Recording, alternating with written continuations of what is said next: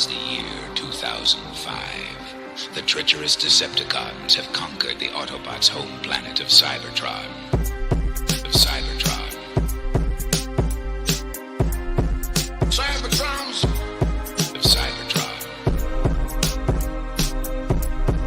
Cybertrons. Cybertron. Cybertrons. Cybertrons.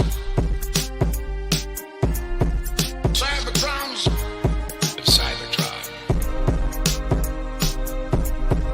Cybertrons. Cybertron.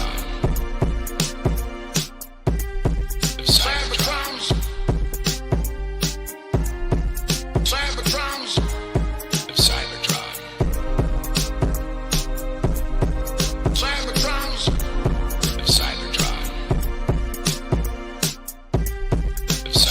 Cybertrons.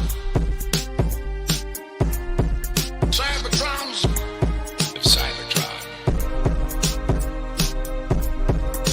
Cybertrons. Cybertron. Cybertrons. Cybertrons. Cybertron. Cybertrons. Cybertron. Cybertrons.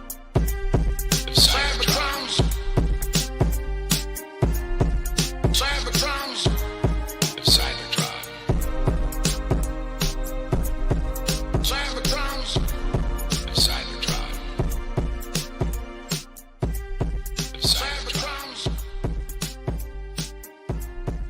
Cybertrons. Cybertrons. Cybertron. Cybertrons. Cybertron. We now return you to the children of Primus. Yeah. Yes. Well, how's it going, sir? Pretty good, Spin. This should be a good show tonight. It should be a good show. So welcome myself, Spin, and welcome Freakenstein. Another week for the Frenzy Freestyle Sunday. Yep. And and this episode we're going to be talking about TFCON Toronto, which was last week in Mississauga, Ontario, and we're going to discuss all our finds, our experiences, and the cool people that we met. I don't recall everybody's names, which I was hoping to do for this stream, but I will hopefully try to get that before the night's over. Yeah, definitely met some cool people. I met you guys again. Yes. This time, I knew who you guys were. You guys knew who I was. It wasn't just this guy rolling around in a cart with a self-transforming Optimus Prime. Yep. And I mean, that was so cool when we all made the discovery. It was just like we all met before, and like, remember the guy with the transforming Optimus Prime? Like, oh yeah.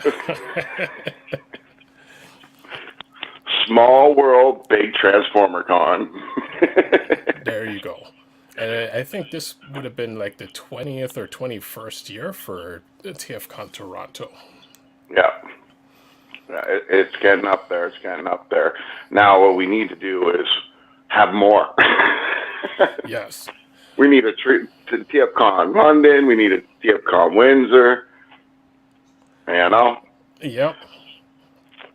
Like, So, I think it would be huge in Windsor just because of the fact that, Detroit City is right there. Michigan is right there. I think if they promoted it as the Border City Transformer Con, I think it would be huge. And what a great place to have it would be at the casino, because the height of the actual space, all that kind of stuff. But speaking of space, wow, this is the first time I've ever seen this con completely packed, like wall to wall, beautifulness, just beautiful. Yeah. Yeah, and I mean, you could feel the love between all the fans, and let's spread some love over to the comments. So thank you, Nick. And welcome, Nick, where he says, let's go stream in 20 minutes. And also says the stream is starting. Nick from YouTube. And Cruisers Motorsports from YouTube says that's some really cool intro music. Thank you. That's actually a beat that I made from like years ago when we had the studio. And if you listen closely, you should figure out where the sample comes from. So I'll go back and listen to the intro music again, and you'll realize it is a Transformers influence beat. Um, uh, Techno Mika, if I'm saying that right. Oh, that's my boy right there. Yeah, Yeah, we were that's just him. talking about him. He's Yeah, such a cool yeah. dude, and and Kitty's very cool as well. Hey guys, walking Decepticitty now. Oh, that's awesome. Yeah. And Nick from YouTube says, met both of you at TFCON Toronto and found out about your channels from you guys. Well, thank you for subscribing and coming through. Well, also, thank you for subscribing to Canada's YouTubers, well, up and coming. And let me just say this, because I got to say this right out of the bat. I never thought this would happen. 4 months into doing my channel, 4 months, and I got 500 subscribers, and I'm just some Canadian boy just having fun. And you guys, I appreciate you all. That's awesome. And I hope you all, if you are viewing from my channel, subscribe to this channel as well. And Decepticitty, I don't know if you guys can see that, but Decepticitty, he's going to be coming out with some stuff, Mm-hmm. Yeah. And so, and Richard Robert from YouTube says, "What's up, Freakenstein?" Actually, that's my neighbor. What's up, bro? Nice. Support and love from everybody when it comes to Transformers, right? There you go. That's what I love about Transformers. It don't care about your age. It don't care about your color. It don't care about where you come from, what language you speak. Yep. Everybody speaks Transformer. Yep. And in some circles, everyone speaks Junkion. Oh yeah, there you go. Or Maximal. This is true. I mean, it's just like Star Trek fans. Some people speak and understand Klingon. I got an uncle that does that. Nice. He actually told me the other day that he is building a ship, and I should join his YouTube channel and become a Klingon. And I said, no. I told him I bleed energon. Wow, but think about it though. Like being a part of a Klingon ship for the glory of the end of the Empire. Yep, but still, I couldn't wear all that makeup, bro. Yeah, that's a lot. Like, I mean, for that type of shows and acting, like, they're sitting in a makeup chair for like 8-12 hours. Like, that's a lot of dedication and work. Well, they all do it themselves, right? And the first time I see my uncle dressed up as a Klingon, we went bowling for 4 hours with him and a whole bunch of people in costume. 4 hours, man. Nice. Gotta put my headphones on still, I just realized. Come on. Look at Eminem. There we go. How you doing, sir? Doing good. I just put a shower curtain up, so I did that and ran over here. Well, now you need to take sweaty. a shower from putting up a shower curtain. Yeah, no, like I'm all sweaty now because I was stressing because I was trying to put it together, and I was like, oh, it's after 8. Oh, I need to put on my glasses. Yeah. I can't see nothing right now. There we go. So I got the batteries. So I said before I was gonna pop this guy open. I did that in advance and just so I could look at the instructions, so I could make sure I had the kind of batteries he needed. I'm surprised they didn't come with the batteries. If they did, I didn't see. But also, it's the right batteries that I needed to get my Robot Master Sideways to work again. So before anything else, I'm gonna, because it does have a little light up gimmick. Okay, so before anything else, I'm just gonna pop this open and give that a go. Hey, is there a Bing thing on the corner on your guys' end? Wait, yeah, I'm hearing something slightly. No, like a Microsoft Bing pop-up. Oh, no. No. No, that Soundwave is hacking with your computer. Okay. If anybody in the comments sees it, other than me, just let us know. Okay. Yeah. And, so in the comments, Cruisers Motorsports on YouTube says, you bring shame to the House of Moog. It's, Like Mog, like in Star Trek? yes, Mog. Yeah. Or Moog, like the synthesizer. Ooh, there's not many people would pick up on that reference. And Nick from YouTube says, Frankenstein, you got great work ethic and put out like 3 videos a day. Love watching them every day and spin excited to start watching your streams. True Transformers fans. And thank you. Yeah, I really appreciate that. I'm dedicating I've already dedicated my life to Transformers, but I'm actually dedicating all like what I do to everybody that loves Transformers, right? So I really appreciate that. Thank you very much. Cool. Techno says, you guys are so nice. Kapla. Hey, don't be swearing at me. That's the good one. That meant success. Yeah. Oh, okay, never mind. And also says, no MS Bing showing. So we're good. Okay, that's good. So it's just on my side, so I can just ignore it. Well, I mean, the cool thing with being a Transformers fan and even a sci-fi fan in general, you know, as a kid or certain areas you grew up, at one point it became uncool to be the nerd and into like, you know, geek stuff, and years later now everybody's a fan of some sort of sci-fi, and I'm like, weren't you guys like hating on it years ago? And like now everyone's a fan. Like everyone's a Transformers, a Marvel, DC fan, but you know what? It doesn't matter. Like there's no hate. It's all cool, which I never understand the hate within the communities. Yeah, well, you know, I was just talking to somebody about that, and they were arguing that, you know, the 90s Transformers Beast Wars was better than everything else, and blah, blah, blah, blah, blah. I'm like, well, do you still watch G1? Do you still watch Armada? Do you still watch all this stuff? Yeah. And I said, it's all Transformers, right? And he's like, yeah. I said, why hate on it if you watch it? Just enjoy it. It's a healthy way of looking at it. Yeah. Exactly. Like everyone has their, I mean, just like music, everyone has their favorite genres, but you know, when you put the soul and the time of music together, it all works together. You all have different collaborations, and there's still that love within the community. Yep, that's for sure. So Nick asks a question to all of us. What's your guys' favorite Autobot and favorite Decepticon?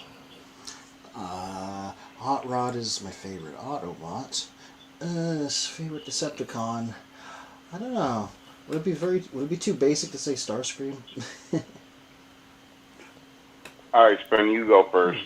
Let me see. I'd say favorite Autobot. A favorite Autobot when I was a kid was Inferno, but I've kind of been leaning more towards Pipes and Defensor. Decepticon, possibly Soundwave. All right, so I gotta agree. My favorite Decepticon will always be Soundwave, because who can love something you were growing up with that you had in real life, a real life tape player, and then all of a sudden you got a real life tape player with tapes? You know, who couldn't love that? That's just, plus, I just look at it this way: he can kick anybody's butt because he's got backup. This is true. But for my favorite Autobot, can I cheat a little bit? Just a little bit?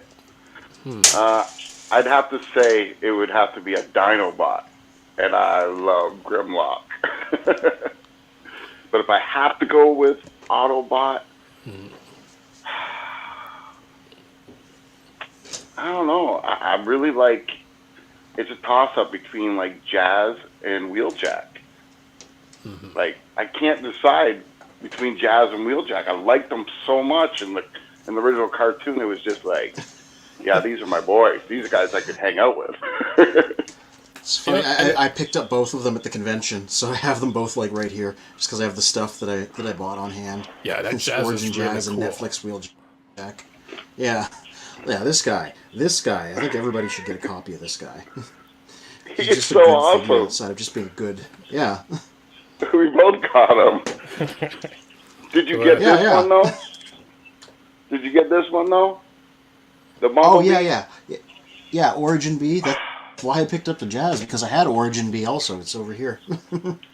I am going to So- send him away to Techno to get repainted because I know he can do it. He does airbrushing. I want him to paint this thing so bad so it's not 10 different yellows.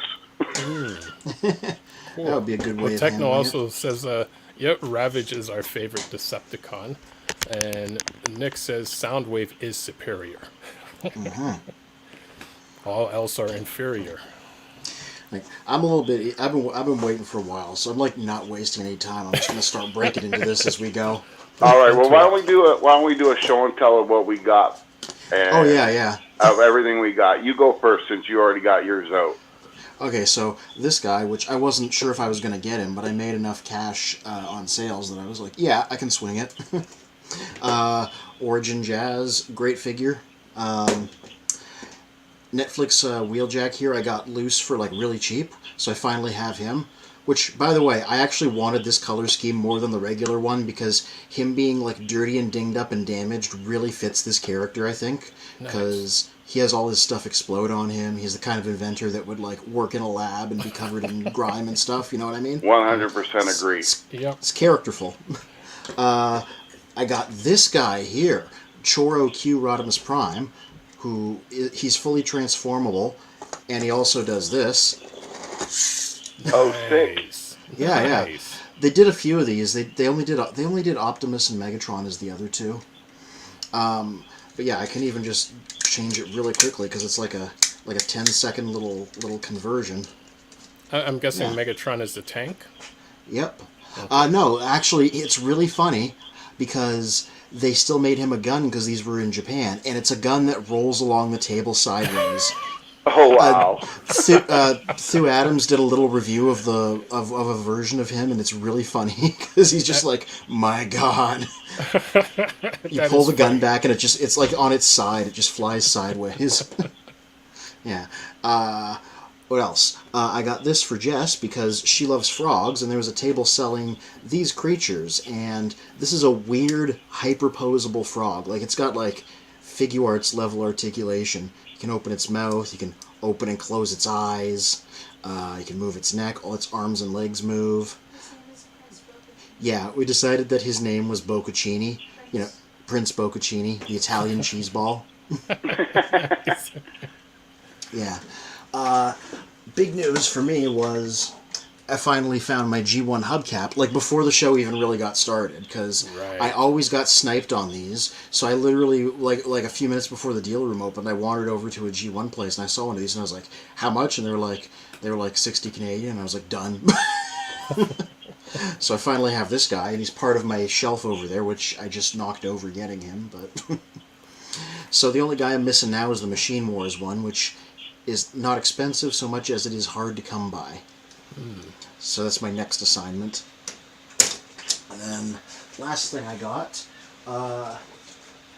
not the main guy, because Mr. Magnus sent this to me in a care package. It was a scoop that is in perfect condition, but he didn't have any of his accessories. So I managed to get one of his guns at the convention. Still, I had him. yeah. Still missing the blue one. They did not have him. I was like, do you still want the one? I was like, I might as well. At least get it going. Mm-hmm. So this is... Oh, I forget which is which. One of them's called Hole Punch. The other one is called Tracer. So this is one of them. So if anybody has the other one, hit me up. I will pay money for it because I got this guy for free, so... Nice. Yeah, but I'm gradually getting closer to finishing this guy. And that's what I got. And I'm going to finally open this guy because... But yeah, actually everybody else should show their things off. Yes, before Techno says, yeah man, always down for TF Customs with my new IWATA Wada. custom Micron. Right on. Oh, there we go. I finally got the pop-up to go away. All right. And Techno says, Transformers, I love those. I would presume. Oh, Q Transformers. Yeah. They only. They only made an Optimus and a Megatron, and they did a couple repaints. So I'm like, I might just get the other two, because if they only made the three, that's a nice little micro collection. Oh, for sure. Yeah. And like this guy is insanely well made for what he is, because usually these gimmick guys, like, they don't have a lot of paint, they're not super durable. This guy is covered in colors and is like a solid brick. Just really well done. Nice. Now for micros, I got a new favorite. Oh yeah, those guys, the weird little model kit dudes. Those are They're incredible. so cool, man. Like, Yeah. I don't know if you could see the chrome color of Optimus. It's just phenomenal. The only thing I have a problem with is that the other characters, I don't know if I can get both of them on. Jesus, where is it? Yeah. Okay. There you go. So, if you look at their heads, move his hand down there. If you look at his head, it's pretty good, and same with Optimus Prime. But the other guys, they're not so good. Like Ratchet and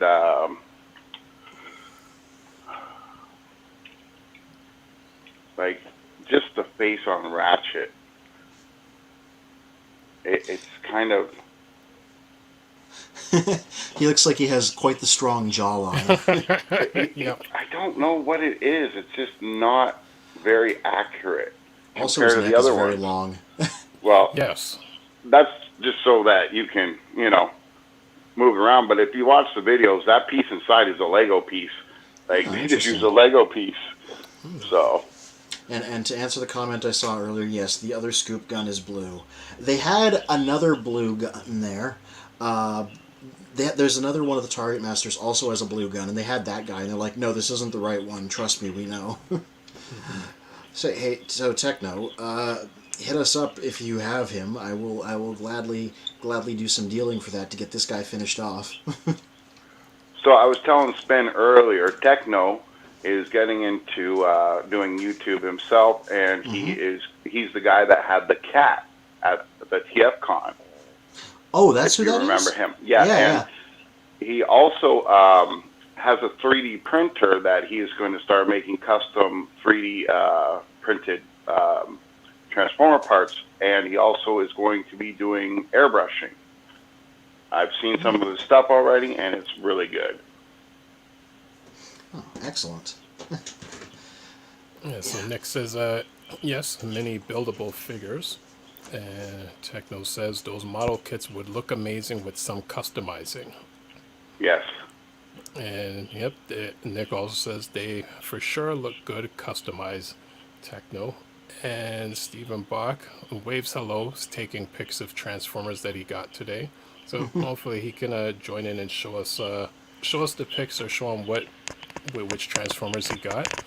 And Techno says I'll dig him up and take a pic after our walk.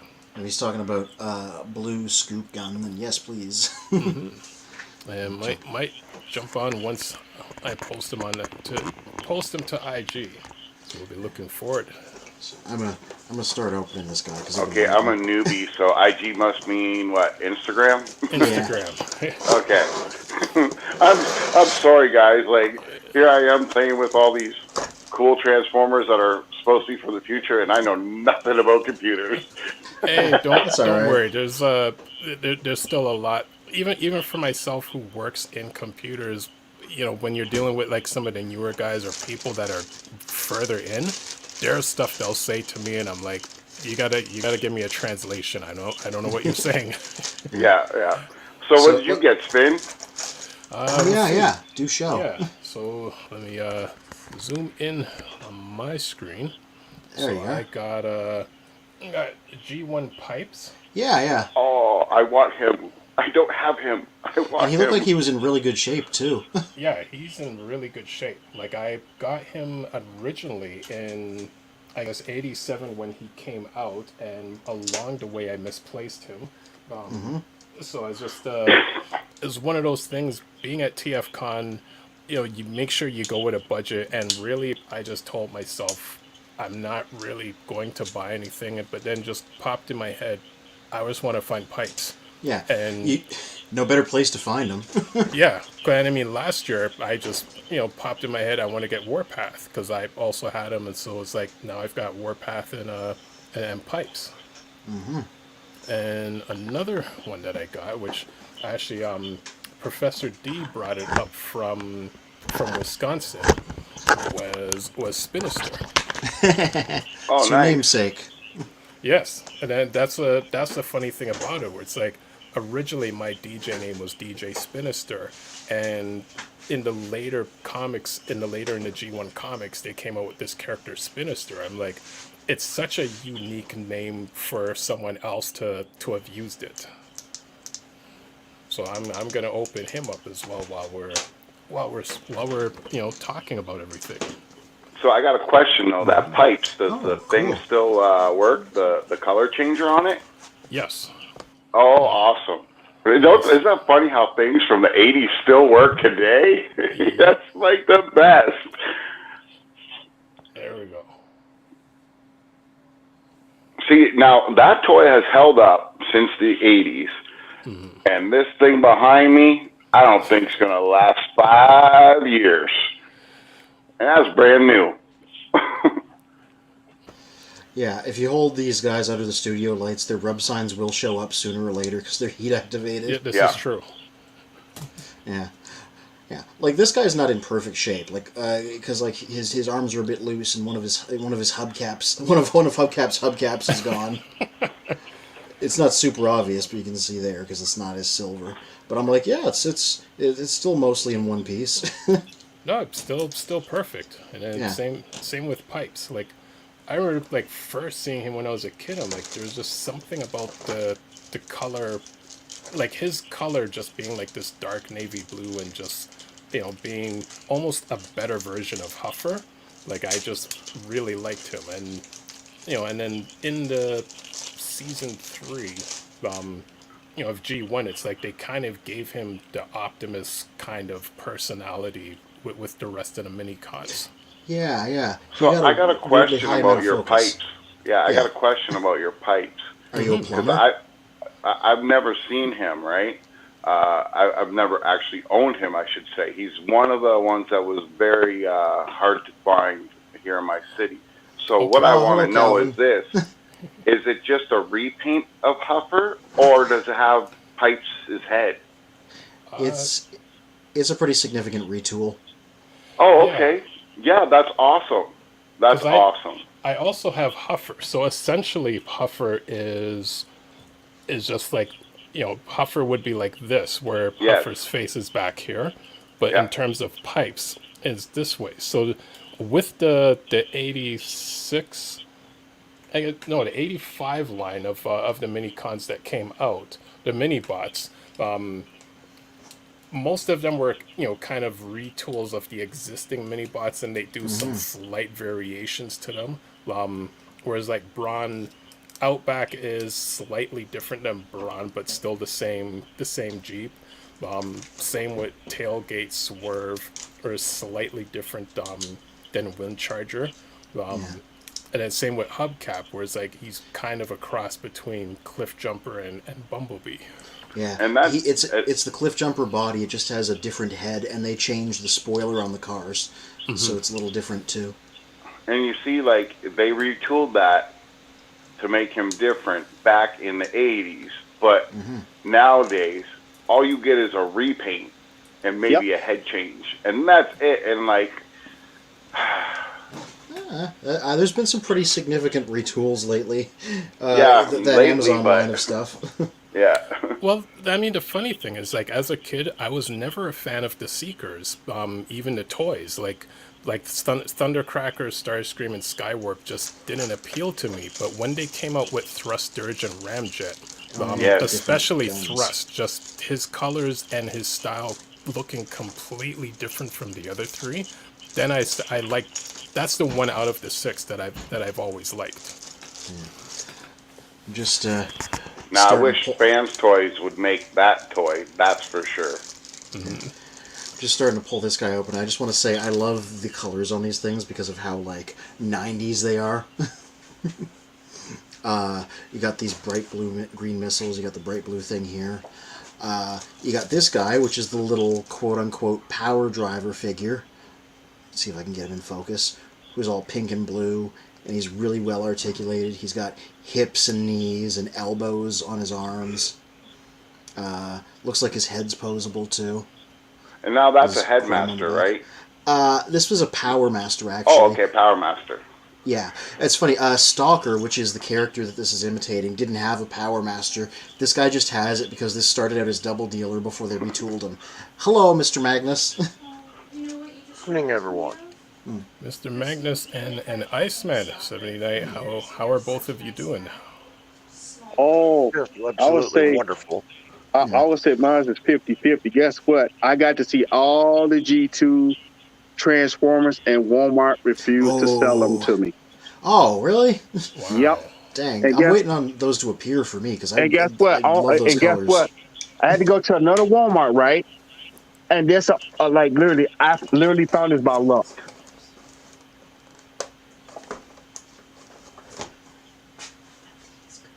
Ooh, okay. Oh, I just seen him at my Walmart, too. Yeah. There's like 50 of them. Nobody could find the old dead end, and now they have this one. Yeah. And Mr. Magnus, how are you doing? Well, not too awful bad. It's been a hell of a week. Yeah. Yeah, Y'all know I missed a couple weeks ago because of a funeral. Uh-oh. And then my uncle passed away on Tuesday, and one of my mentors in my trade passed away Thursday. So there's my Sorry to three. hear that. Yeah, it's been a Sorry to rough hear week. that, man. You know, we're here for you. So you know, if any time you want to say anything, we're here for you, man. I appreciate it, guys. I do. And anytime you want to leave it all behind and talk about robots instead, we're also here. That's Yeah. why I'm here. Yeah. I was hoping somebody was going to have something. I've seen this guy that Anthony's opening right now. Yeah. That It's the TFCON a lot of people are exclusive guy. looking for him on all the Transformers pages. Yeah. Apparently, they only made 600. That's what they said. And Yes. at some point, I'll be able to find a specific number on him. Take this off for now. Yeah, that's what we're doing right now is we're showing like what we got at the TFCON. We were looking at spins, what Spin had. Is that all you got, Spin? That was it. I mean, That's it? He keeps that it was simple. it. Yeah. What'd you All get, right. Ben? Oh, so close, so close. Check this out. So the number's right here. My number is 422 out of 600. So close to 420. Too short of the mark. Oh, that's Bob crazy. Marley would have loved that. Yeah. I was gonna make a joke then, you know, out of the 600 printed, you have one, and I know I saw someone else at the convention. So there's Yeah. only 598 out there that still exist. Yeah. And really, what I was shocked about is that they weren't sold out by the end of the day. They still had some on the table. Really? Like That's crazy. it was making me think, should I get one of these? I was That was like, one of the reasons I went in for it because they were almost out on Saturday. I don't know if they were. I think they were gone by Sunday. yeah, they were well, I wasn't there, but I know when I was leaving, I noticed that there was still like maybe about 8 to 10 of them still left on the table, and I'm like, wow. Wow. So these are rubber tires, by the way, which is really nice. Ooh, And- nice. I like the fact that this guy's big, but he's not too big. Like, what can I grab as an easy comparison? Well, while While you're you're grabbing that, I'm searching? going to show you guys this. This Okay. is what I got. Ooh, the tape, right? The rewind. I mean, Now- the eject. I'm going to say this right now. Whoever out there has the other one from the other con, the black one, you get a hold of me. I want it. I really want it. That's the only one I'm missing from this guy. But look how cool this case is, guys. Just check this out. Like, look, it is blaster, blaster, blaster, and then eject. Like, Yeah. that's just awesome. I saw And that I already packaging did on the table. I did a review on that, but I also got this for $49. Oh, is that the reissue or like a vintage one? No, this is the original Oh my god. for $49. I couldn't How did you believe swing it. that? I don't know. I don't know. I also got. Now I know this. I don't know if this is original or not. This Cheetor, but the same guy, $24. I don't know if this is original or not. Like I don't know the case. Glance. Show us the back. Maybe we can. Maybe I can figure that out. That's the reissue. It is. Yep. This is the reissue one. Okay. And then I got. Then this must be a reissue too. The Rat Trap, but this one was $33. Mm-hmm. Yep. But I don't know. It says Kenner Hasbro. Yep. And Yeah, they put those on the packaging for a hit of nostalgia. Yeah, and like, I wouldn't know. Would they still put Kenner on there if it was a remake? That's what I was trying to figure out, right? So then, last but not least, I've never owned one. I didn't own one when I was a kid. I really wanted to own one, but unfortunately, my city did not sell this whatsoever. Not in consumers, not in Zellers, not in Walmart, nothing. Wow. But I got the Skylinks? what is it here? The Skylinks. I think it is. Mastermind Creations Skylinks, and I forget what they call that guy. But I also got this, which is the bottom piece there. Ooh. But this is heavy, man. Like, so heavy. I think it's all die-cast. Like, I'm not even joking you. Does anybody else own this Mastermind? But here's the thing. When I did open it, I come to find out that this is a second issue, because if you look at the color, it's not the dark blue. It's the light blue. So this is more cartoon accurate, I think. Because the first one they put out was the dark blue one. Like, it was a lot darker than this. In fact, you can see the color on the box, how dark the blue was for that one. So, I don't know, guys. You guys probably know better than I do. Is this the more cartoon accurate, the lighter blue, or is the darker blue the more cartoon accurate? That's a good question.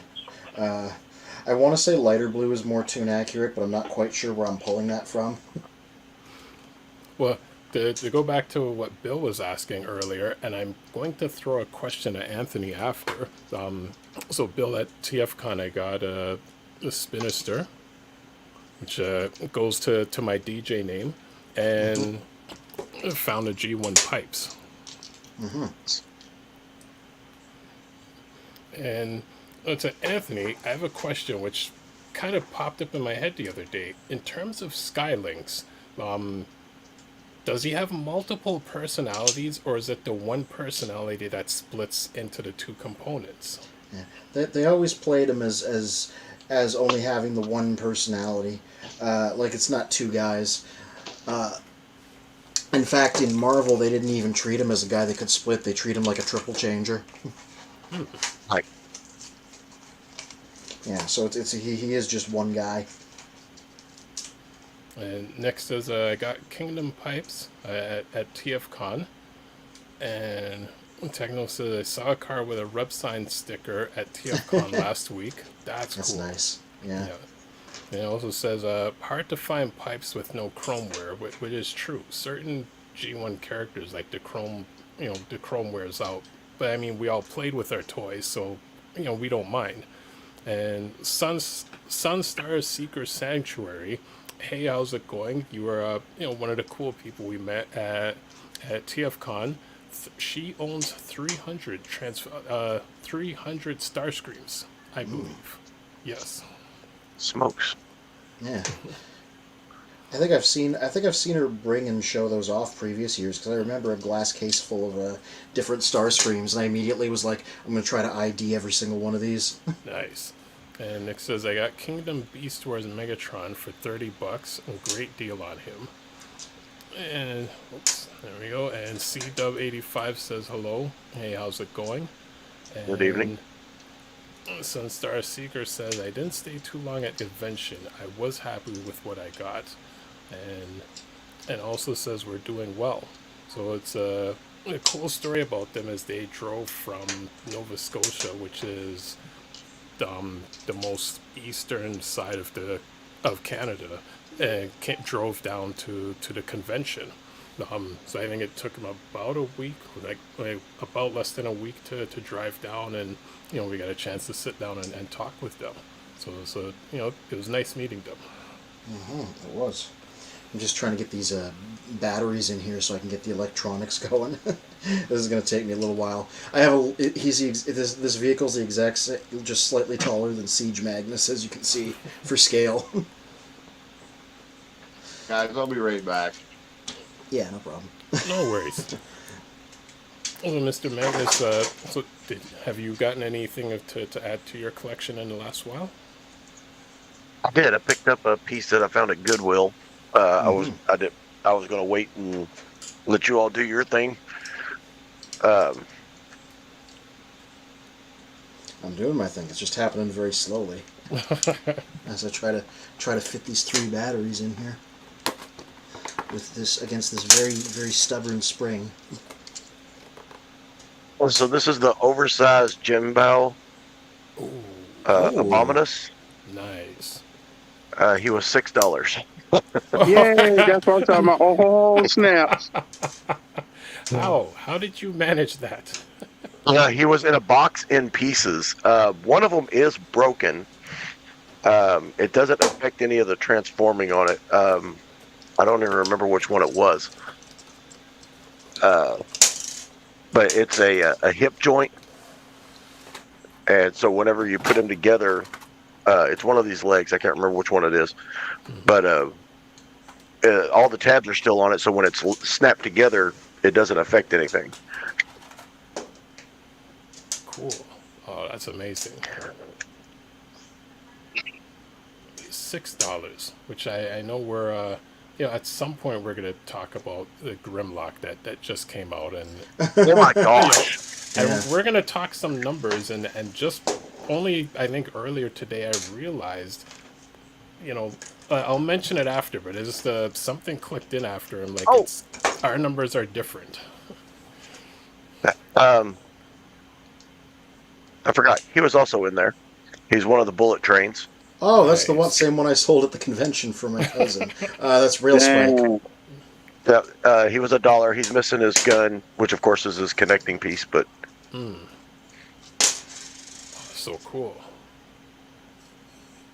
So C-Dub says, I got Sentinel Prime from Titan's Return, I got Beast Wars Kingdom Megatron, I got a Combiner Wars Swindle at this TFCON. So that's a lot of cool finds. And Sunstar Seeker says, over 300 Starscreams, that was me showing, yes. And it says it's a 3-day drive from where she is down to where we are. Also says, glad we got home when we did. A lot of roads got washed out yesterday and a day before. Oh, so yeah, very, very lucky you guys, did make it before all of that. I'm officially making the screw it adjustment and saying I will put these batteries in later instead of struggling with them on stream for like 20 minutes. Yeah, Sunstar, I live in a very small community, and so when things hit our Goodwill here, everything is ultra cheap. They don't look at prices. They just go, oh, look at this kid's toy. Oh, look at this, just a box of dinosaurs is what the box actually said. It was just a cardboard box that said robot dinosaurs, and I was like, robot dinosaurs? Like that, and I went, oh my god. Wow. This is Abominus, and I was looking, I was like, this is all 5 of them. And then I went online, and it's got every piece. It's got every gun, every sword. Wow. And it's very, very tight. Like, it wasn't played with at all. It wasn't dirty. Nice. But yeah, there's a complete Sunstars that you don't know. This guy right here.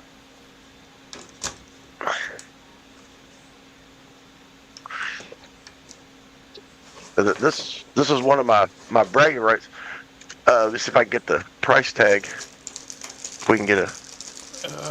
Almost. It's $5. $5 Unicron. And it's got the Minicon. It's got the chest missile. Wow. It's got all the missiles on the legs. And the other two half pieces are over there on one of the shelves for whenever he's in planet form. But yeah, our Goodwill is great. I just have to check it every once in a while. Also, Anthony, this is going to be coming to you soon if you want it. What is? So I've got a friend of mine that he owns the local Magic the Gathering store here. Mm-hmm. So he does a lot of trading. He buys cards, buys toys, stuff like that. And this is stuff that he couldn't identify and doesn't know if it's complete or not, and I don't know either. So that's a lot of movie stuff. man. Yeah. And since I don't know the movie stuff, it needs to go to somebody who knows what it is. He said it was either coming to me or it was going to Goodwill. Well, I said, well, if it comes to me, it's going to. If it comes to me, it goes to Children of the Primus because. Yeah, I was going to say one of the pickups I did at the show was one of the two guns for the scoop he gave me, because he was otherwise in pristine condition, so I managed to find one of his weapons finally. So I'm just slowly putting that together. Sunstar is saying to Bill's fine, awesome, and wow, and also says I buy those if I saw them for those prices. Right.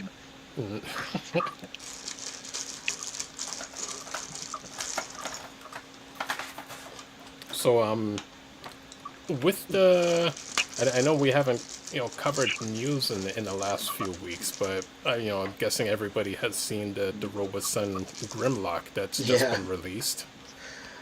$1,400. Yeah. 1,400. Okay, let me convert that because this is where it gets funny. So Plus taxes and fees. yeah, so 1,400 for you guys would cost us $1,850 before tax. And let me just add tax to that. Let me just to make this funny. What is your all sales tax? Just to really drive that point home. 13%. Jesus. Yeah, so for us to own that copy of Grimlock, $2,090.73. That is ridiculous. That is too much money. Oh, right. Let me go Canadian. get it right now. Hold on, I'll be right back. What are you getting? Has he already got one? No, he doesn't already got one. I hope he doesn't have one. I would have many questions.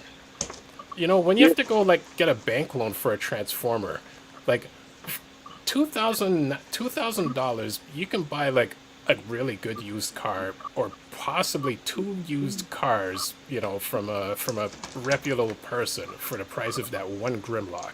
Although that Grimlock's cool, but I don't know, $2,000 for a Grimlock. Yeah, Dude, that thing should probably. I think that thing should probably cost between $700 or just $500. To be honest with you, that is way too much money, bro. $1,400, and it doesn't do all the things you wanted to do. So I don't know. That's just weird. I didn't hear anything coming from you. Nothing from me? No, we got you. There Okay, you go. yeah, that time I did. All right, so you guys talked about Grimlock, weren't you? Mm-hmm. Yeah. Yeah. Well, you said 1,400. Well, over here, we're talking $2,200 plus shipping and handling. Yeah. That's what Spin just figured out. Yep, before shipping, whereas someone was like, well, at least they give free shipping. I'm like, at that price, you better give free shipping. I don't think they do. I think if you order from Robertson, you have to pay for shipping, and it's $100 more on Robertson than it is on Hasbro. Yep. And then there's also the border issue, where it's first we're paying for the Grimlock, then we're paying the sales tax, and then however many things you ordered across the border, every now and then you get hit with border fees. So then that's a whole other fee that you're paying on top of the madness that, just to get this figure. Wait a minute, you said sometimes. You must have a good border because I got Detroit border and they hit you every single time, man. And then hit you. If the ship from FedEx, they hit you too. Mm-hmm. Yep. So let's see. There's Soundwave and then Megatron. They're coming there. I can guarantee you that.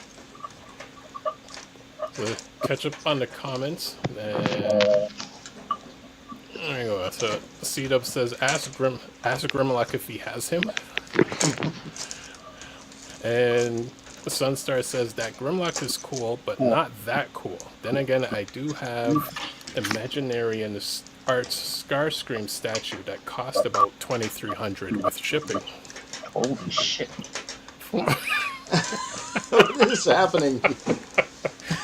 Jeez. Not available to ship to Quebec, Canada. From Hasbro Pulse. Seriously. That's what it says. There's a great big sign right at the beginning. Limit 5 per customer, not available to ship to Quebec, Canada. Yeah, nobody wants to do business with Quebec because of language laws. Sapio Nexius Maximus? Tongue twister that is. Oh, I opened up the Spinister package and they're like, here's his background. Oh, you gotta blow that up. Let's see. There we go. Oh, that's cool. Mm-hmm. Mm-hmm. That kind of looks something a little bit like Star Trek, a little bit like a Federation type of badge. Maybe it does. Oh no, man! It just sounds like people just far away from the microphone. Sound like people just don't want to talk. What's going on today? Well, I'm nice and close to the microphone. Motherfucking right. Rank it up a notch, Willis. Yeah, I'm just trying to figure out how to get the pilot in here because it's a game of discerning what the instructions are trying to tell me. So let's talk about who we met at TFCON, and I met. Hold on. Did you meet? Hold on. Before you move on, you were talking about a very interesting character. Now, did you meet this guy right here? No. Greg Berger. Oh, there we go. Oh, snaps! You know what that is? That can't be the RoboSim one. That's got to be the Masterpiece version. Yeah, not the Masterpiece. The Masterpiece one is this big. This is the Masterpiece. RoboSim right there. The blown up version. The from the same guys that made the Big Optimus. No, you think it's Wei Jang? Yeah. Wei Jang. Yeah. One of those guys. All right, guys, you guys have seen the Robeson. Look close. Is this it or not? I don't think Give him the it full is. screen, Spin. Give him the full screen. Give it the full screen. Anthony says no, but how close did you watch that video? Yeah, let's get it. Damn. No, I don't think that is. Is it? And nobody's sure. I don't think it is because first of all, I heard a click. His eyes aren't lit up, and when I do my Optimus, Well, the eyes light up when you press the button. yeah, but when I The one thing that I can tell against it that it's not the Robeson, is that the hands on that are not the same. Yep. That's right. legs on it. But it's a spinning image for the Robeson one. Yeah, the three claws. The three claws on the Robeson one are like this, but the colors and everything else on it are spot on. It's including the size. Like if you're looking at the size. Yeah, it looks like the right size too. Yeah. So all you need to do is put 300 servo motors in that. Exactly. Exactly. And you save a bundle, maybe. Yep. Which one is that one? That one's awesome. This is, I mean, this not only is this awesome, like, so this has been my I say it's his childhood Barney toy cosplaying as Grimlock, so he doesn't embarrass what it is. himself. That's what it is. I'm a little old for party, but if I do have a party, you know, and I am going to invite Barney, you know, you're the guy we're dressing up in the costume. Okay. So, anyway, so this is the just a KO oversized of the Masterpiece Grimlock. So it's identical to the Masterpiece. But it's better than both, in my opinion, just like how good it looks, is better than both the Fans Toys Grimlock and the Gigapower Grimlock. So I have all of them, and like, even though this is a silly KO, I'm trying to see we're both in here, yeah, hi. Even though it's a silly KO, and the other ones are way more expensive, this actually is the biggest one, and it just has the most presence. Now, when you handle it, it's weighty, but it's not as weighty as the Fans Toys, you know. So you feel, and you got better articulation on the Fans Toys and the Gigapower. So you do get what you pay Which for. one did you say this one was? I missed that. How much did I pay for this? No, I said which one is it? Oh no, it's a no-name oversized knockoff of the Masterpiece Grimlock. Oh, so there isn't even a company behind it. There's not even a company behind it, but that's the irony. The irony is, it's a no-name knockoff of the Masterpiece, but on display, it is superior to both Gigapower and Fans Toys. You know, the best names in the business when it comes to Dinobots. I could pull out some other Dinobots I'll show you next to him. You know, he just fits right in. But anyway, let me show you what I got at the con. Yeah. I just want to point out briefly, I got the vehicle mode for this guy fully assembled with the pilot and everything. I once again, I just adore these like 90s ass colors. This is why I got this. This is why this exists. Yeah, and I'm so glad you got it, because like I have a couple double dealers, and like it was a good deal, pun intended. But you're the right guy on the team to have it. And also I'm glad you have it because none of us in our immediate circle have anything by that company, and that's a well-reviewed company. Yeah. So I'm glad on our team. Actually, I don't know if Freakenstein, if you have any of those guys' stuff. They did the Monster Bots. Do you have those Monster Bots? Yeah. Freakenstein, I'm asking you. The Mastermind Creation stuff. I think that's the company that's right, Mastermind Creation. No, it's not. No, they're not Mastermind Creations. It's Anthony. Can you tell us the name of the company there on the box? Fans Hobby. Yeah, Fans Hobby. Yeah. Yeah, you got those guys? Yeah, so they're big, bulky. They're not well articulated, but they were like $100 for like massive Masterpiece figures. Totally worth it. Yeah. Like I like you got that. I like how this guy feels because he's like really solid. He's like really solid. He's not fiddly the way a lot of third-party stuff can sometimes be. This is like a brick. Right. All right. All right, Spin, you want to give me full screen, and I'll give you my story. I got 5 minutes to tell you my story of what I got. All right. There you go. Okay, so starting off, the main purchase was this guy. So I've had my eye on Ion Swarm for a long time. And now there's a lot of companies now that do third-party Masterpiece Secrets, or Masterpiece Secrets, right? There's the official ones, and then there's a bunch of knockoffs. I can show, like I got some good ones here, maybe I can show you. But anyway, this is by Make Toys. And Make Toys, when they came out with Lightning, their Thundercracker, everybody was really impressed with that because it blew away the original Masterpiece Seeker because it's got the articulation at the waist and everything like that. So the claim to fame for these Seekers, they're not necessarily the best looking now because Deformation Space has made some awesome looking Seekers, but these ones are the best articulated. So they got really good finish. I'll show you the colors. They got really good paint, and they have the best articulation of any Seekers, period. So here you are in the plastic prison. And so the reason I wanted to get this guy, what this coloration is, a lot of people don't know, is in the first 3 episodes, the miniseries, before they even knew that it was going to be a syndicated series. The first 3 episodes of G1 Transformers, they had to fill out the Decepticon ranks because there were only 10 Decepticon toys in the original '84 catalog. And so they recolored the Seekers and they recolored Reflector in a number of different ways, and they were just the troops. And so this turquoise color was in those first 3 episodes. Now, the more famous off-color Seekers, of course, are the Rainmakers. But for me, this is, the Rainmakers come in a later episode. Oh, shit. Did we get a break? I would say. It appears to be missing a wing. Oh, no. Oh, no, he's not. There it is.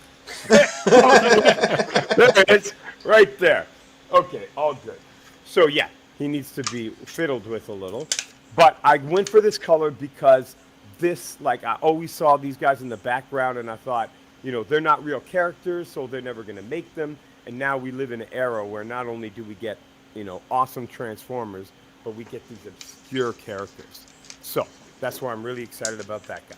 And now, when we were streaming, I showed you right at the beginning of when Orlati and I went off looking around at the 3-0 table. They had the prototypes of Defensor that's coming out from Ocular Max. And so here is the second piece that's out. The first one is First Aid, and the second one is the car. So I have the car, and I also have the Streetwise Transbots competition, right? So Streetwise. So I got Streetwise from the 2 companies now. X-Transbots, I will not be buying the set and completing the set. I just got a crazy deal on this one, so I figured I'll do a smackdown between the 2. But I'm in on this set, not in on this set, and that's because of Trailergate, because I was in on the X-Transbots. And then, they had the whole trailer fiasco, which Mr. Magnus and I have talked about a lot on this channel, so we don't have to review it. But I'm out on that set, and I was really happy with the Bruticus set from Ocular Max, so we're going with them. And the reason why the Protectobots are so important, not only because they're behind Spinister every week, backing him up, keeping him safe, but also because once we get a good masterpiece set of Protectobots, then we will have completed, to my satisfaction, the full G1 cast in Masterpiece scale. End of story. Over to you guys. Dun dun dun. Beginning to struggle with the transformation, slowly but surely. Have you seen that they're coming out with this color in a Legacy bot? A Legends or a Voyager class Legacy named Nacelle? No, I haven't seen it. I'll get it as long as it's not one of these, short packed or hard to find. But I have like a huge. At this point, I have a huge. Go ahead. It's Hasbro Pulse, but it's the turquoise and white. So yeah.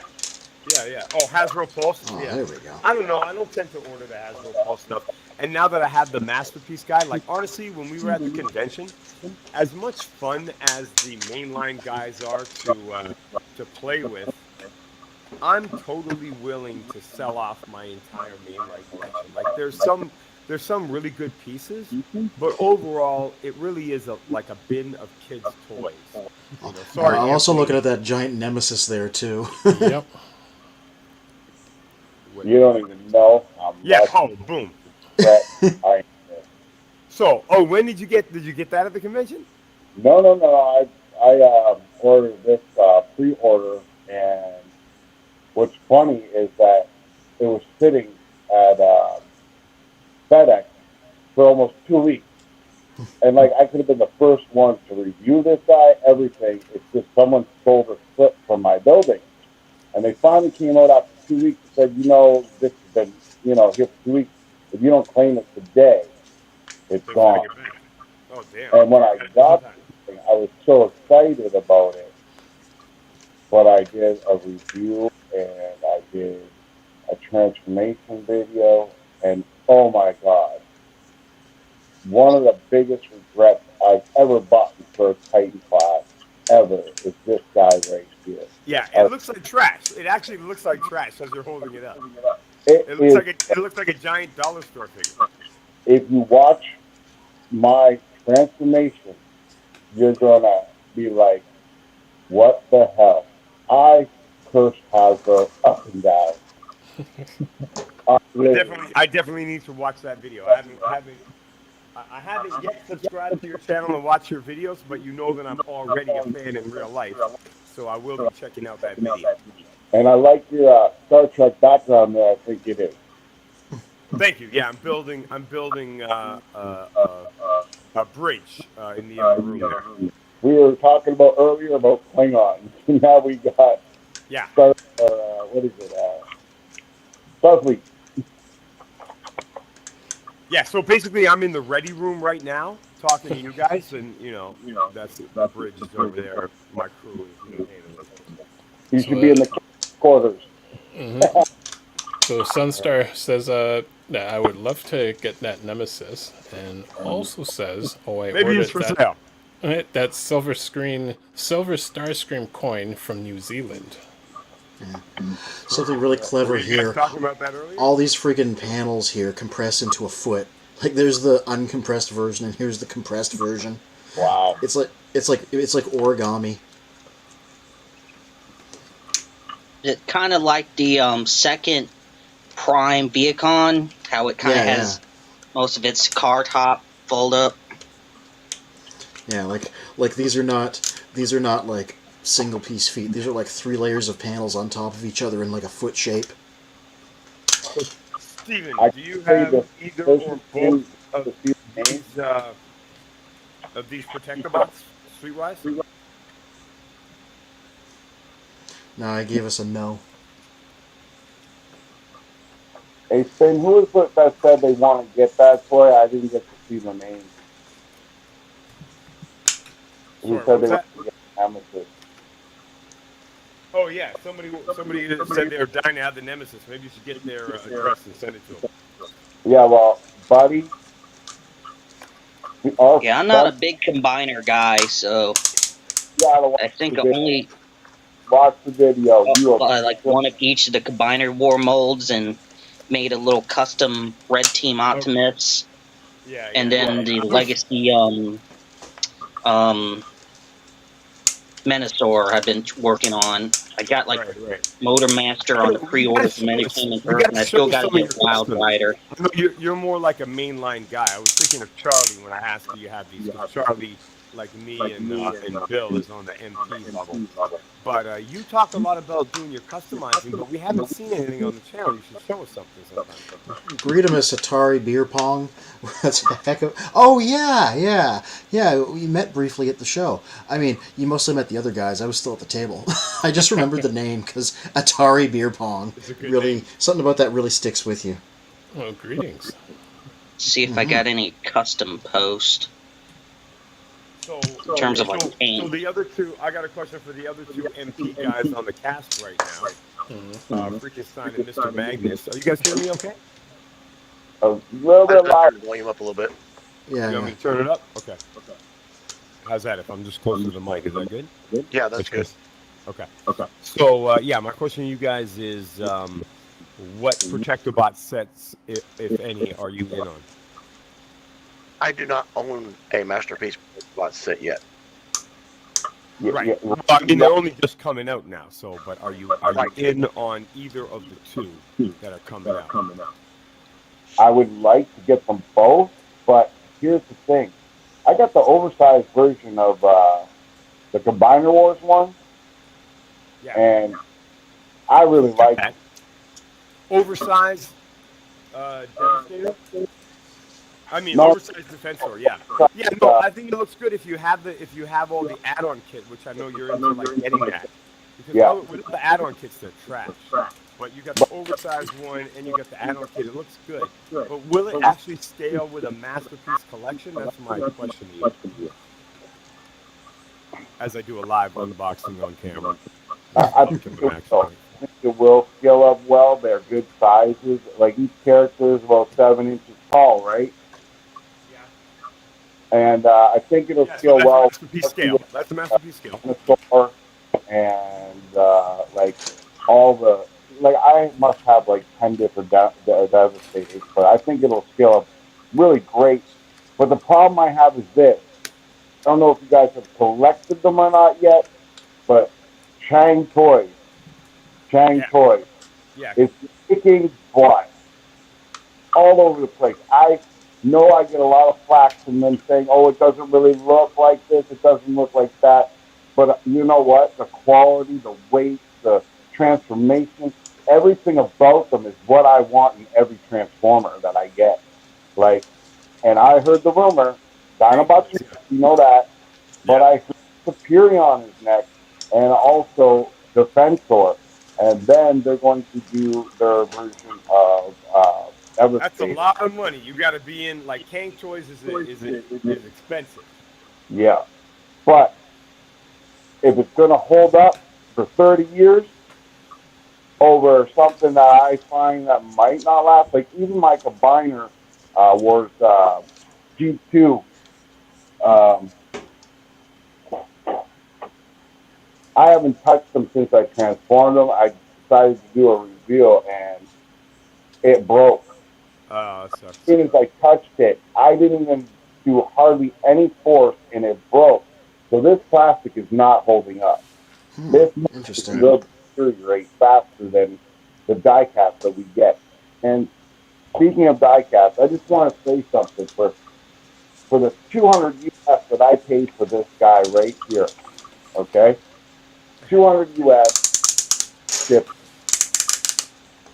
Not one piece of die cast, not even a little bit. Yeah, it's trash, but that's the main line. So what do you expect? Cheap plastic up top that bends. All the Titan. I mean, isn't that the same with the Arc? It's like it's giant hollow plastic. Spin me full screen. I just want to show this. We talk about who are the best companies. The best third-party company with full screen that box there for boxes is definitely Ocular Max. Oh yeah. The original, tech spec along with all that stuff. It's totally homaging the '80s, and I'm all for it. Like that is so dope. I have a few of their boxes kicking around because they did the prototype colors RC I have. They did the hubcap, the masterpiece hubcap that I have. Always have these really nice boxes, and I like that they're not very huge either. They're like modestly sized for what's in there. Yeah, they don't take up a lot of room. X-Transbots is doing the same thing, so they're getting that point as well. That's the X-Transbots one with the bio. So we should do a smackdown between. Maybe we'll do a separate video. Do a smackdown between their bios. But right out the box, so here's the two guys right out the box. Which one do you guys think looks better? We get a close-up? I'll get them right here. So you got which streetwise would you like? So one of them is obviously a little bigger, a little more gray. Now, I think the chest looks better on the one on our right, the smaller compressed one. But I think everything else on the one on the other side looks better. Okay, so you think this guy looks better with everything except for you like this guy's chest better? Yeah, because it's more compressed. Yeah. I'm going to say the one on the right because the legs to me look a lot more proportioned than the one on the left. But this guy's got sort of thunder thighs. Yeah. But what about the back kibble? That's what I'm really interested in. Okay, let's check out the back. My biggest is back kibble. Okay, I like that one a lot better. Yeah, I like that one. So yeah, I like the one on the right. Sorry. Is that okay? So this is Ocular Max, and this is X-Transbots. So part of the X-Transbot one, right? Oh, X-Transbots? You think this looks better? Yeah. Okay. Yeah, me too. Ocular Max is bigger, but I like I like the sharpness. You like the detail, the angles. Okay. Yeah. Yeah. I mean, this guy definitely. Okay, so this one definitely looks and feels more like our masterpiece cars, right? Damn. So if I pulled out Sideswipe or any of the other masterpiece cars, that's what that feels like. This feels great though. I really personally pulling them out the boxes, I like this one better. This feels better. And the reason is because it seems like a toy that is going to work better. Like the joint, it seems less fiddly. You know, so that's not an aesthetic thing. Aesthetics, I hear what you guys are saying. There's more details here and everything. There's also die cast in this one, which is nice. But I can tell that it's fiddly. Like all these the hands are going to go in random directions. This is not going to clip on perfectly. You know, so it's going to be fiddly. Versus this guy is going to be tight. All the joints are going to go exactly where you want. So better toy here. Maybe this one's a better display piece. I would go for do the karate kick. The karate kick? Yep. You just want to see if they can both balance? Yeah, that's always the test that I give figures whenever I do my reviews. There's always a photo in there somewhere of them standing on one foot doing a kick because that's like a good balance and articulation test, in my opinion. I did the same thing with Spinister, and catch up with the comments. Sunstar Seeker Sanctuary on YouTube says, anyhow, gonna turn in for the night. Nice visiting with you all once again. Good night. Yeah, good night to you, and thank you. Spencer, Yo. last episode you had that deep voice. What happened? Now you got this voice. What's going on? Have you been sucking on some helium? No, I got a control of sound wave. Yeah. This guy's coming together nicely. He doesn't have a head yet, but he is a body. I will say, I have not been I have not lost my place yet in these instructions, so that's a huge compliment to these guys, because a lot of complicated third-party guys, I'm like, what do they want me to do? I don't know, I can't tell. Haven't hit that with him. 90% of the steps was getting his backpack compressed, because there's like a million little thin panels, but again, it's always really clear what you need to do. Yeah. Those guys are really well reviewed, and so I think what I've heard about them is they're big, they're bulky, they're not complicated transformations. They're easy transformations. Yeah, like this instructions have like 60, 70 steps, but like they're all like one tiny little thing. Like it's because they get really granular with it. Yeah. So they can both do the kick, but as I expected, the X-Transbots here, his ankles are weak, so you just got to kind of balance it on the ankle, but that ankle's not actually holding him. So they both can do it, but it's going to be a lot more fiddly with X-Transbots. And that's exactly the way Bill described the Stunticon set. When you combine it, that's a great looking Menasor, but he's fiddly, he's unstable. Compared to, for instance, the Zeta aerial bots. Bill, I know you have those too, and you can back me up if what I'm saying is right or wrong.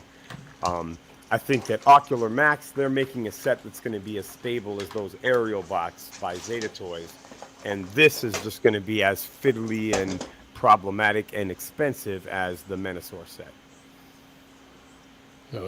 Tari Beer Pong on Twitch says, like the commemorative releases, box size is great. Mm-hmm. And Techno on YouTube says, had to go through 10 boxes, but I found my G1 Target Master Scoop complete. Oh, lovely, lovely. I'm almost there. I just missing one gun. And I might stick repro labels on them later to clean the stickers up. So when I saw the video of the Robeson, the reason why I pulled out my Grimlock to do that gag, what do you got there? High dive. I don't even know. Is that Wheeljack? Looks like Wheeljack. Oh, it's the aerial bots. Dream by, what are they called? Dreamscape? Dream Star Toys. Dream Star. It's got more metal in them than anything I've ever touched. Okay, have you opened it up already? There's only 2 of them out so far, or are there 3? I got them both. Can't Dude, find the other one right now. literally, like, we could do it. We could do a Transformers convention with just me and you. Like, get all your toys together, all Almost. my toys together. You know, it would take a week to transform them all. Yeah. That's an idea, Guys, we could make a Transformers convention just with us. Like the guys who are on the screen right now. If we could get Mr. Magnus and Iceman and Freakenstein and me, all our collections together, and Spin has a big G1 collection too. So like all of our collections together, that Ooh. would be massive. That's a good test there. Yep. I'm just looking at him doing the 1 foot test. Yeah. And that is a beautifully designed character. Like in terms of aesthetics, the way it came up in the podcast was Ninjatron was talking about his art, and he brought up Spinister as just like a really nicely designed robot in terms of the color scheme and the layout.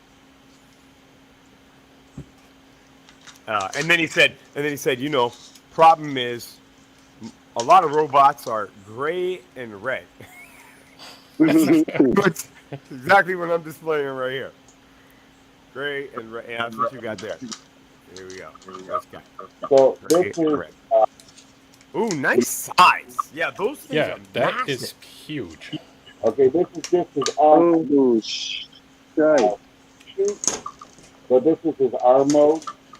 But what I really like about this is that this hand is actually integrated into the toy. There's nothing to put on. Yeah, just like Ocular Max. Yeah, and I really think that the people that are doing this Moon Studios, whatever it's called, Moon, I forget what they're called. Dreamstar. You just said it was Dreamstar. I think they're doing a phenomenal job with this guy. Okay, now I got a question. I got a theory about this. This part here, this is my own problem. And if you see, it's plastic to die cast. That was too bad. the problem. I can fix it because I can drill out that little hole there and just put a pin and some glue. It's a stationary piece, but I can put it on there and it's fine. But what a beautiful, beautiful transformer, man. Looks good. So my question, okay, now do you have the Kang toys? What are they called? Predacons? Yeah. Okay, there you go. Okay, so that's combined. That's the Predacon.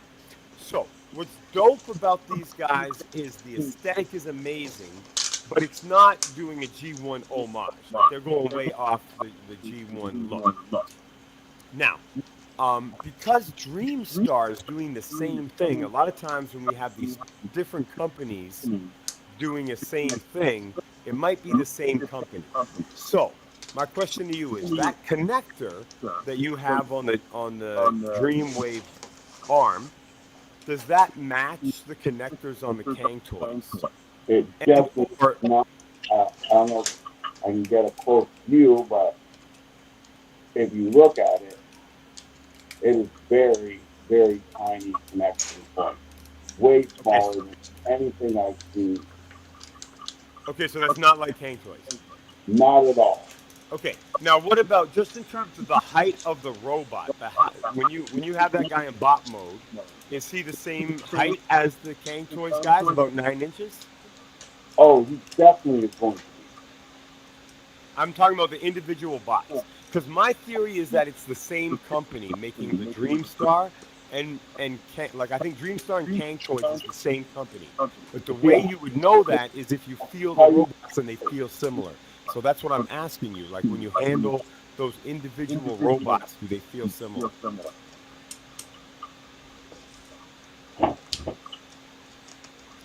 going to pull him out real quick if I can. He's a little flimsy right now because I don't have them all together. But this is, oh, yeah, see, This is Moon Studios Radiotron. Yeah, nice. And I believe that this in Prime Toys. Ooh. Dang. I believe him. No, but why would you say that's the same as Kang Toys? Because not they're doing Toys, same company. The other one, the Dreamstar and Moon Dreamstar Studios, I think are a lot bigger. I think they are the same company, if you ask me. So what makes you think that? Because of the quality, the weight of each toy, it just has the same kind of feel to it. And I'm very impressed with the feel and the weight of these guys. I've seen the Masterpiece Train Box at the con. I was not impressed at all with those. No, but I don't think you're right because the Moon Studio train box that you're handling there, I think that is more likely designed by the people who do the Zeta combiners, because that is a spitting image of a G1. It's exactly what I was saying. Is that Kang Toys is cool for their quality, Dreamstar is cool for their quality, but neither of them are going for a G1 aesthetic. Whereas this toy that you're handling is G1 aesthetic, and it's a very stable combiner. And most companies don't make stable combiners, but Zeta does. So my theory is the Moon Studio is more likely done by Zeta people. It is very stable, I'll tell you that, but it looks great. Yeah. So I have just completed this man. He is almost too large to properly fit in the frame. Here he is compared to Siege Magnus. Okay. He's a real masterpiece. He's a masterpiece scale. Yeah, so he is a very solid brick. Like, these are all just like solid chunks, and he's almost entirely made out of loud ratchets. That's awesome, right? Yeah. Seems a bit back heavy. He almost fell backwards a couple times on the table, but that's about the only problem I have so far. Got articulated hands, mitten joints on the fingers, trigger finger. No, he has individual fingers. Give us a front view, just a straight front view. Yeah. Real nice head sculpt. Yeah, like, it looks good, but it doesn't actually scream double dealer, does it? Well, no, you know why? It's not double dealer, it's Stalker. They turned him into a new character. Oh, okay. Well, yeah. That explains. In fact, I feel like I need to pop up a picture of this guy. He's the huntsman. Okay, yeah, that's the point. He is, let me explain, Stalker, who has no relation to Double Dealer aside from also being a missile tank, is a late Generation 1 figure that was only available in Europe and Canada. It didn't come out in other places. So that's what they retooled this guy into. Oh, that's cool. So he is a completely unrelated character. That's why he has these colors. I'm just distracting time while I pull up an image on the wiki. Let me just present it here. You're going to be impressed at how closely he imitates the original. Share screen, window. There we go. Pop him up.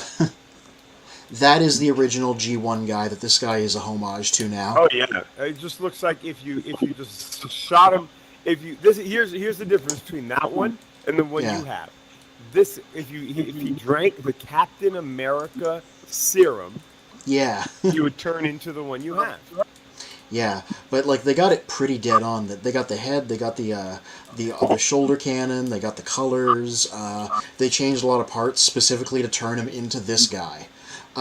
So that's who he is, and that's why I wanted him, because I'm like, this is such a deep cut of a figure for them to do a masterpiece of, you know? Okay. Yeah. You just gave me the idea for like an awesome. If I was somebody who had the time, it's not really the skills you could learn, but had the time to do stop motion. This is what I would do. I do a stop motion series of shorts where the G1 characters. So I'll take a G1 Transformer. He walks up, and then he drinks the masterpiece juice, and and then poof, he turns into a masterpiece version of himself. And Well, then you'd need to find a G1 stalker first, and he's like really rare and expensive. So like, good luck with that. well, I'll do it with Streetwise. I have Yeah. the G1 Streetwise, and I have a collection of masterpieces that he could turn into. So I could have fun with that. Yeah. Ooh, this guy has butterfly shoulders. Interesting. Problem is, it would take me problem to do a 1 minute short like that. Even though it sounds cool, it would take me the whole week, and I don't have a week to do nothing other than that. Yeah, the point you were saying was he's not giving you double dealer. He's not supposed to give you double dealer. He's supposed to give you that guy now, which he is. Well, thank you for showing me, because it's fitting in. It's funny because he still has the Power Master gimmick now, even though Stalker doesn't have it. Because the guy like went into his gut here to be part of to fill out his torso. No, and the other reason I'm glad you got that is because I didn't get those monster bots. I'm glad Freakenstein has them, so that they're in our extended collection. But those were good figures. I'm gonna take a big risk and try to give him the karate kick challenge. He's got one of those skirts you can get out of the way at least. Techno said sent you guys an email about the Target Master, so we should see that shortly. What is he talking about? You guys had a Target Master conversation earlier? Or no, I was about possibly completing this guy. That's the thing though. I would only just want the blue Target Master, not the rest of the figure. I got the rest of the figure. He's great. Let me see which one. Which is that? The dump truck? That is Scoop, the Autobot Double Target Master. Bill gave me the core figure in his care package that he sent me. Yeah, no, I remember. And it's pristine condition, complete. Just didn't have any of his accessories, so I found one of his Target Masters at TFCON. Now I'm looking for the other one. Okay. Oh no. Nice. I think I have that figure without both. I don't have either of the Target Masters. Yeah. Ooh, this guy's scary to try and do the kick with. Because he does have like really tiny ankles. So these three guys were my conservative haul. Previous cons, I got 10 figures, and I was taking it easy this time.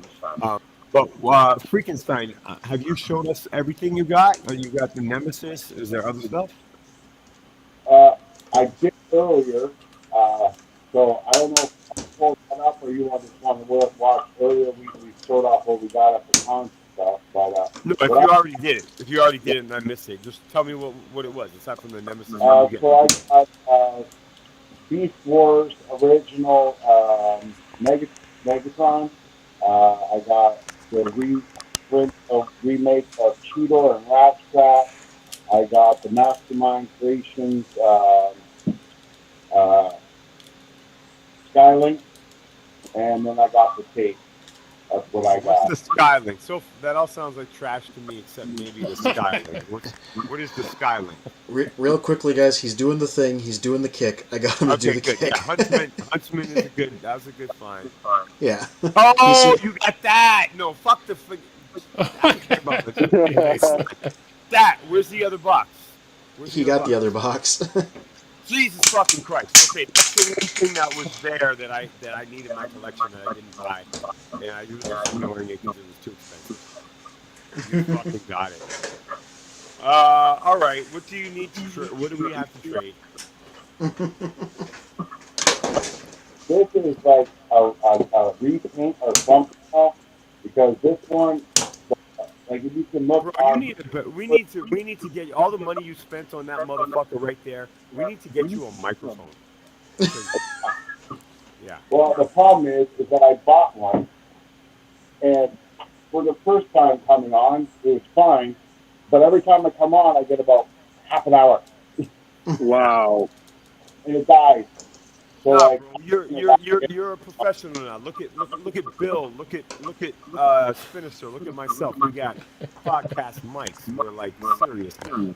Hey, I'm brand new. Only 4 months into using this kind of technology, bro. So you gotta give me a break. I know, but you're doing it up. No, but you're doing it up. You got all your subscribers and shit. So it's time for you to get a mic. If you and I'll send you one if you have trouble getting it. 500 subscribers today. That's great. I heard that. I heard you. In 4 months. Yeah. Mr. Blackfish says, I wish Planet X made more of their War for Cybertron, Fall of Cybertron third-party figures like their version of Bruticus. I saw some Planet X stuff at TFCON that was really dope. So yeah, I second that. And also something completely off topic I wanted to say. Iceman, I haven't seen you on the podcast on the podcast. Where I've got my Wisconsin accent now. In some time, On the and I just was like, podcast. I was missing you. It's too bad. He's running away. He's embarrassed. Calvin, we were missing you at TFCon. You should have come. You got to come next year. But good to see you back on the screen. Yeah, hopefully I might have to go to that San Diego Comic Con, man. I'm gonna do that next year, man. I've seen some things that it kind of blew my mind. At the same time, it's like, man, all the new stuff coming out, and oh my man, I'm just blown away, man. But all the stuff that's coming next year and probably this fall, man. That's what I'm hoping for right now. So, you know what you could also do, Calvin, if you feel so inclined. Like you remember with TFCon Chicago the last TFCon Chicago, I went there and just filmed a bunch of stuff and I uploaded it on the channel. So you could like remotely, if you go to San Diego Comic Con and you want to show us the dealer room or whatever, you could like film it, do your little commentary, which you already do for your channel anyway. And you could give us that footage. We could throw it on the channel as well. Oh yeah, that's why I was like sitting here like, man, like I was so disappointed, bro. And this whole 2 weeks, I found everything. Couldn't even buy it. I want the G2 Grimlock. I want that figure. Oh yeah, no, I'm after that too. You're talking about like mainline, right? Yeah, Generation 2 Grimlock. They had them in a yellow Greymon colors. That's what everybody says. I was just going to say, everybody calls them Greymon Grimlock. So, that's the G2. I thought the G2 was blue. Or that's the Diaclone. Oh, I'm thinking of Diaclone. No, let me explain. They did release him in blue in Generation 2. There were plans to do another one that was yellow. That one got canceled, and that's what this new one is homaging. That entire line is all canceled color schemes. That's the actual unifying theme. Done by which company? Hasbro. Okay, so the other company that did that, so somebody just put up a comment talking about Planet X. Yeah, they had some of those at TFCon. That's right. They did those yellow Dinobots, and I got a little bit of footage of it when I was doing the urine Dinobots. Yeah, I saw someone post on Facebook or some. Yeah, have you seen anybody, Steven? Have you seen anybody with the collection? I've seen people with collections of Dinobots where they have like both Gigapower and fans toys, and they buy 2 of each so that they can have them in both modes. But I haven't seen somebody who has like all the third-party Dinobots in all the different color schemes. Like that would be a crazy display to see, like the Diaclone colors. Because I don't know if you guys have seen the fans toys Diaclone Dinobots, but if you guys want to pull up an image, like they look so dope. That blue Grimlock is amazing. Over to you guys. Yeah, I can't think of anyone that with all the Dinobots. The closest I can think of is maybe Perspective In is like really, really big into Grimlock. Yeah. And I know he has a lot of Grimlocks, but otherwise that's the closest I could think of. Yeah, it'd be cool to see somebody who had that full. I don't know who even has all the fans toys ones. Like to see a cool display of those fans toys ones, because that's the top of the line. Like you don't get better Dinobots than that. Damn. Shiva Kobe says, "I'm late, but I'm here." Well, welcome, Shiva Kobe. Shout out Shiva Kobe. It's not a proper stream without you. Glad you're here. Yeah. Stalker here has a very small amount of stickers, so I'm just applying them.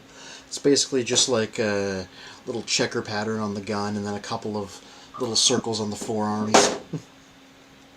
These are other regulars in the comments. Soul Jana we haven't seen in a while. Yeah. Mm-hmm. Who are the other people who really hold us down in the comments? Steven does a great job in the comments when he's not on screen. Mm-hmm. Tell you what, I was just looking up the G2 Grimlock, and whose is this? New Ages.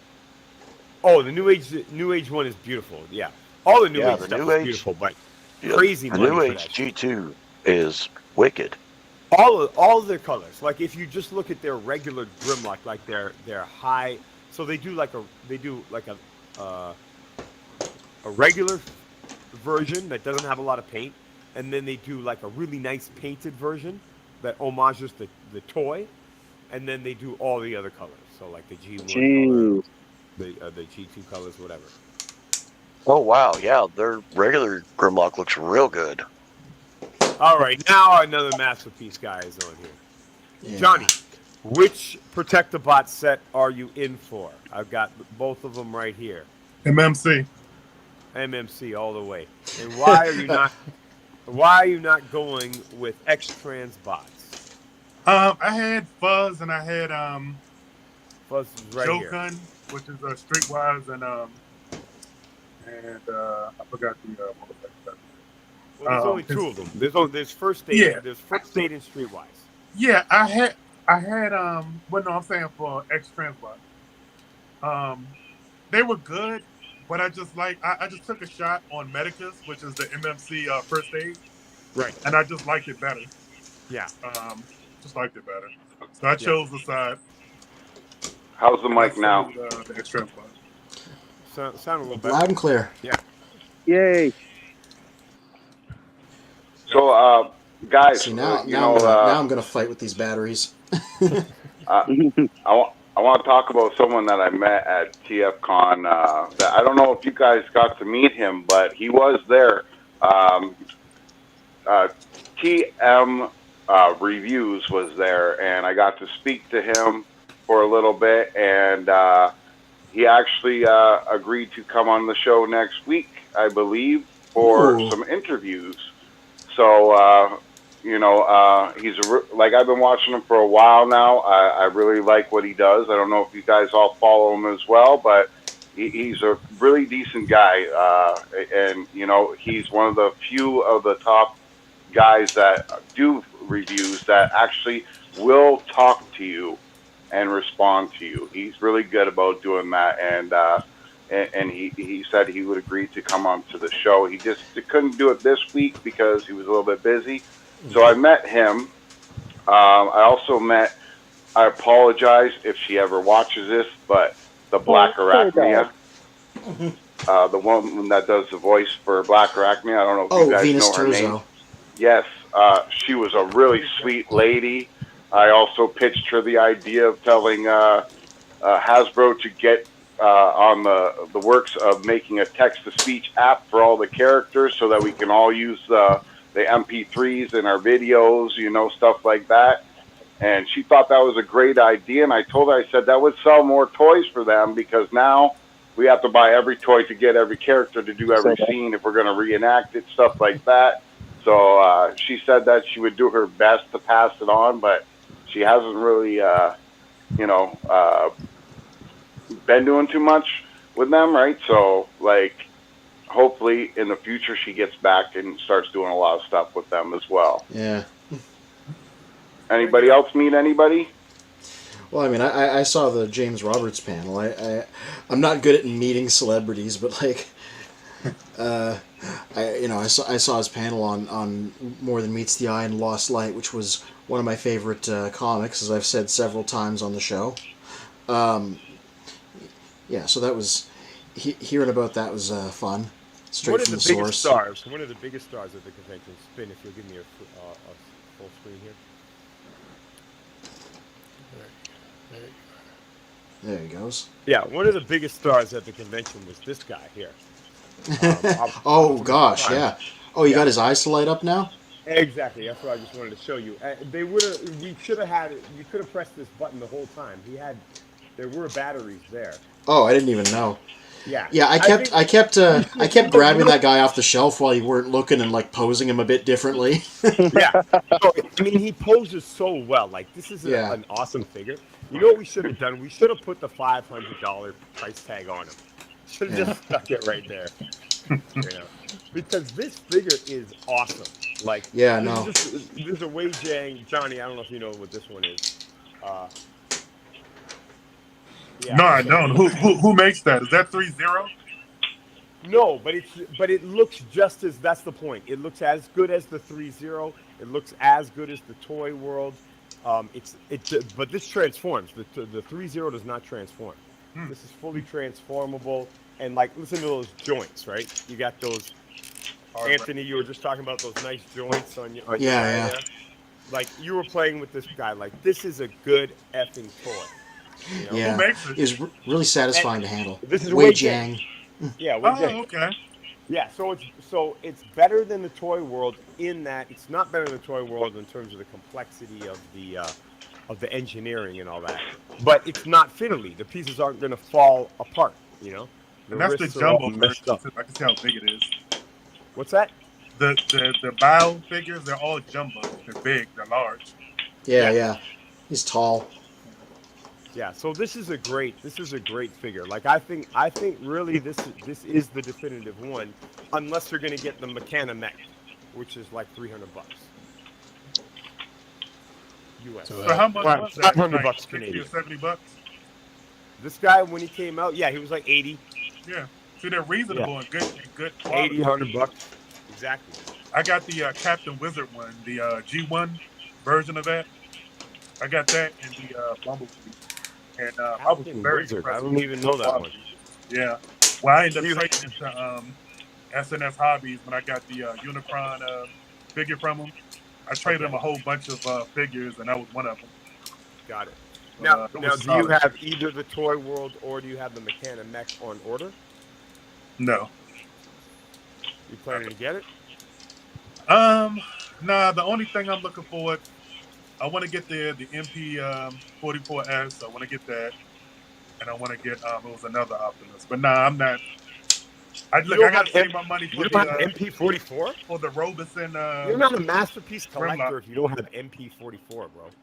Oh, I have an MP44. I'm talking about the S version. What is the S version? Toy colors. Yeah. Comes with stickers and everything.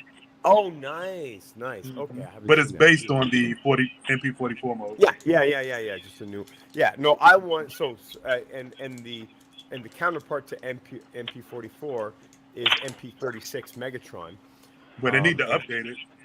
MP36 was MP10 counterpart. No. No?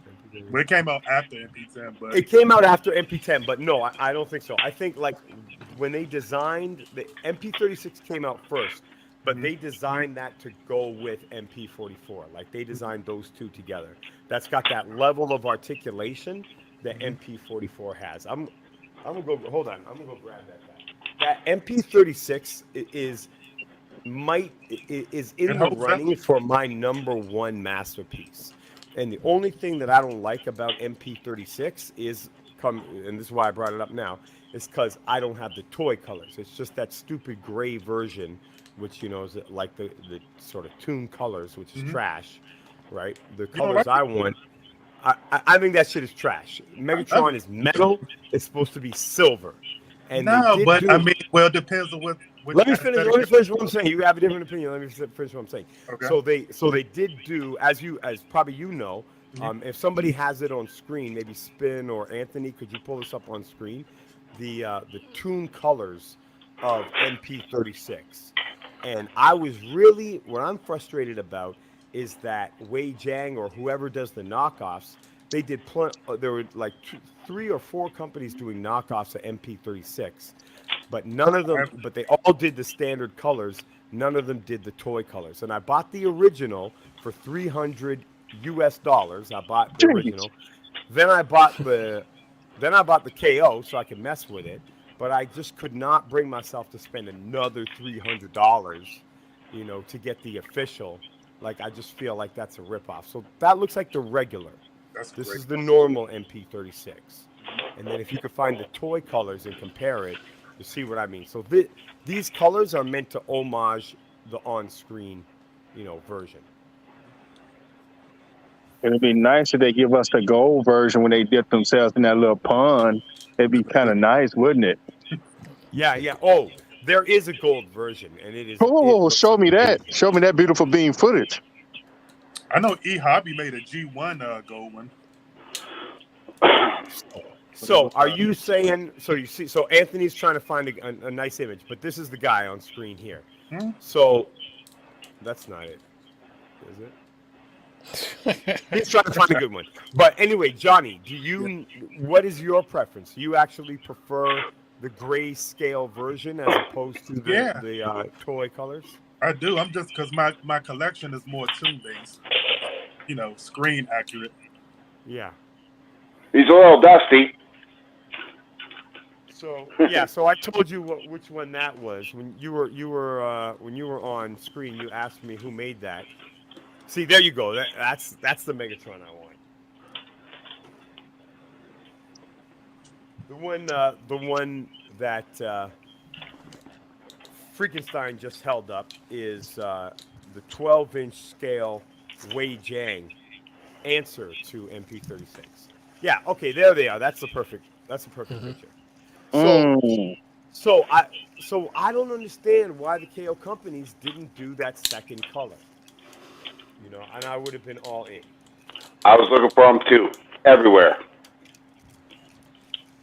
Now, yeah, I'm surprised they didn't. It's the same mold. I mean, it's exactly like they already. If they're gonna go, they have the molds. They went through the trouble of making the molds. Why not recolor it and get that money? That's the toy. That's the toy version. That looks good too. I just Does it look good? Yeah, they both look good. I just like the shine. Like to me, it's like I know what you're saying. You want it to look like the tune, of course, but like that shine is what gets me. It's metal. It should be shiny. I like the head scope on it too, because that is a homage to the G1. Yeah. It looks like the forehead. Yeah. Now, Spin. Give me a full screen again. Okay, hold on. So Shiva Kobe says, did I tell you guys I got Megatron and Thundercracker that were like from one of the Transformers video games? Not sure which one. For like $10 each used. Nice. And it also says I'm super annoyed that I seem to have missed out on Red Shockwave and never saw him in any of the Walmarts around here. Oh, Red. I was like, Red Shockwave? No, you didn't Red Shockwave. Shiba Kobe, I will check. Those are shelf warming here in my area. If I've got one here, I'll get one and we'll get together on Facebook and I'll take care of you. Nice. Bill will take care of you. I'll just say that shit is trash. Freakenstein, I saw your Megatron, your 12-inch Megatron, and I raised you this one. That is a big boy. Yeah. Do you know what this is? Look like MP5. I don't know. Humbly? That's right. It's MP05. Look at this guy leaning. I got him in a box somewhere. Yeah, so Wei Jiang definitely did us a favor by giving us a much better 12-inch Megatron. So Shiva Kobe says, cool. And Techno says 100% Megatron should be shiny. Exactly. So, here, let me show you. B, were you on, or were you at least watching whenever I showed my find this week? My $6 find? No, I missed it. I'll be right back. So you can While he's waiting, let me quickly show the electronics off because I finally managed to get the batteries in after wrestling with them. Front of the rocket light, front of the gun lights up, and then you press another button and the back of this lights up. So when it's in its rocket mode, ooh, it pulses too. You see, it kind of flicks on and off.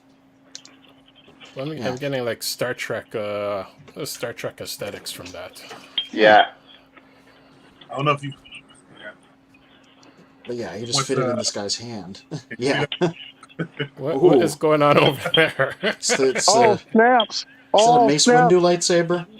It's okay. It's all right. Come on over to the dark side. It's all right. It's okay. Nice. Don't they got cookies? We had Awesome Con here like probably a month ago, and I had to pick this up. I don't hurt nobody with the lightsaber. Yeah. See, I try to tell people all the time, evil is good. All the time. So they had a mystery box there, right? So they sold hilts, voice recording chips, and the actual this part here, the saber beam part. You can battle with this thing. You can I forgot what it's called, joust or whatever. and you pay $70 and they built it for you. And I ended up getting the purple. I wanted a green or blue, but pretty cool. There you go, D. TFCON. Oh, Abominus. Remember, it's a $6 find. Oh yeah, $6. That is a win. $6 at the Goodwill. Are you Okay. serious? Now is it oversized or that's just the regular? Yeah, one? it's the oversized one.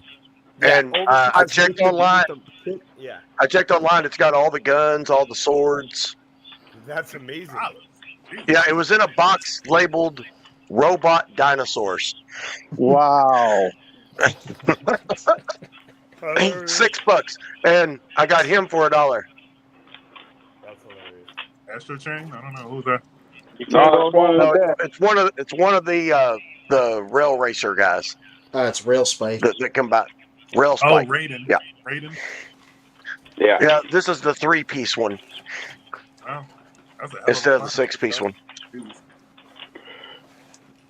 But yeah, $7 at Goodwill. The best thing I found from Goodwill was a Scorpionaut, a G1 Scorpionaut, but it was like stripped down, broken all up. Yeah. Oh dear. It's like $2, $2.99. I got them. So you mean to tell me I gotta start checking my Goodwills and stuff like that now up here in Minnesota? Oh my God! Oh yeah. Scorpionaut without all his pieces still works as a base. You just throw a bunch of mini bots. But Shiba Kobe says it was hard to tell who set their Walmart with shelf warming to red. That would have been Bill, the Shockwaves. Yeah, I'll swing in tomorrow on my way home from work and see if they've got them there. If they do, I'll hit you up on Facebook, Shiba, and we'll get everything taken care of. It's so reassuring. It's like, yeah, I got you. Well, the last time I was there was like 6 of them. Damn. Yeah, the reds don't move here at all. Yeah, I've got a few of them just because I found them. I found them in that Gimme 5 store, which our Gimme 5 store closed. What? Oh gosh. Yeah, it Where are you gonna get sucks. your deals now? Wow. The what? Never There's, heard a of new, it. there's a new store called Dots, and Dots is the same thing. It's a Amazon return store, but unlike the other one, you're not allowed to open anything. So it's all mystery. It's you pick it up and you shake it. Hey, I'm gonna spend $5 on this or not. It's a mystery box model. Yes, that's what it is. That's what it is. We went this past weekend. I got 87 pairs of AirPods. It's like gambling. Of Apple. Is a big box of 87 sets of AirPods. Do they all work? Yeah, as far as I know. I mean, they're all sealed. I'll take a pair. and I'll hook you right up. No, I that got does sound like fun. It's like it's gambling. yeah, I got nine pairs of RF headphones. They are wireless, but they only have 100 feet from the base.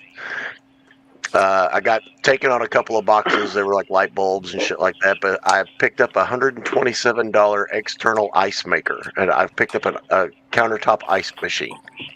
For how much money? Which $5 a box. Oh, I paid $5 for the 87 AirPods. Yeah. I paid $5 for the 7 sets of the RF headphones. It's hard to fucking lose in this gamble. Oh no! My buddy got a bag of like gift bags. He got a box full of gift bags. He's like, "Oh man, this is really heavy." And he opened it up, and it's 200 medium-sized gift bags. But still, I got a question. No, but check this out. 200 medium-sized gift bags. It's not what you want, but if you needed them and you were going to go buy them, that would cost you more than $5. Oh yeah, they would cost $5 a piece. Yeah. So you're not losing. You just spend some money. You got some stuff you don't really need right now. Right? So I got a question. This is supposed to be Bumblebee oversized Optimus Prime, right? Yeah. You said that really slowly, so you were like, "This is supposed to be Bumblebee." I'm like, Yeah, but hold on. They're telling me that this is Rise of the Beast Optimus Prime, the ones that I just reviewed, but I just noticed something. It's the same Yeah, no, same that's the transformation. Bumblebee one. I have a version of that mold, so yeah, that's the Bumblebee one. And like, I'm like, wait a minute. I've just been I haven't transformed this guy in a few, and I'm like, wait a minute, that's the same transformation. Why are they telling me that this is Rise of the Beast when that's Bumblebee? It's the same mold, same transformation, just Yeah. smaller. What But is the the smaller color, one? Like what? the color is different. Like, I don't know if you can see, but the color is definitely different. Like this Yeah, no, is more like a that's candy. that's the Same Bumblebee Rise of the Beast Studio Series mold. I have a copy of it on the shelf Yeah. behind me. Like I'm sitting there thinking, what the hell? I think I just got ripped off because that's I just did the review on that, and I'm like, no, I think I'm gonna have to change the title of that because that's definitely Bumblebee. They were just advertising it as Rise of the Beast. So Wow. yeah, man. Is that a They Fans just- Hobbies? Double dealer? This is Fans Hobbies The Huntsman. This is a retool of their Double Dealer into a different character named Stalker. This was a TFCON exclusive. Oh, I like that. Yeah. I like his crazy '90s colors, all the pinks and blues and greens. G2-ish. This is from the very early '90s, so this is just before they switched to Generation 2. Because they were still, even after G1 had ended in America, they were still putting out figures in Europe and Canada, and this was one of them. Well, the original was one of them. Did you guys talk about the Robeson Grimlock at all? Yeah. By the way, Jess thinks it was the coolest thing ever, and she's like, "Oh, but I bet it costs thousands of dollars." And then we saw the price, and we were like, "Yup," because Grimlock's her favorite. Could see that. Yeah, there he is, right there.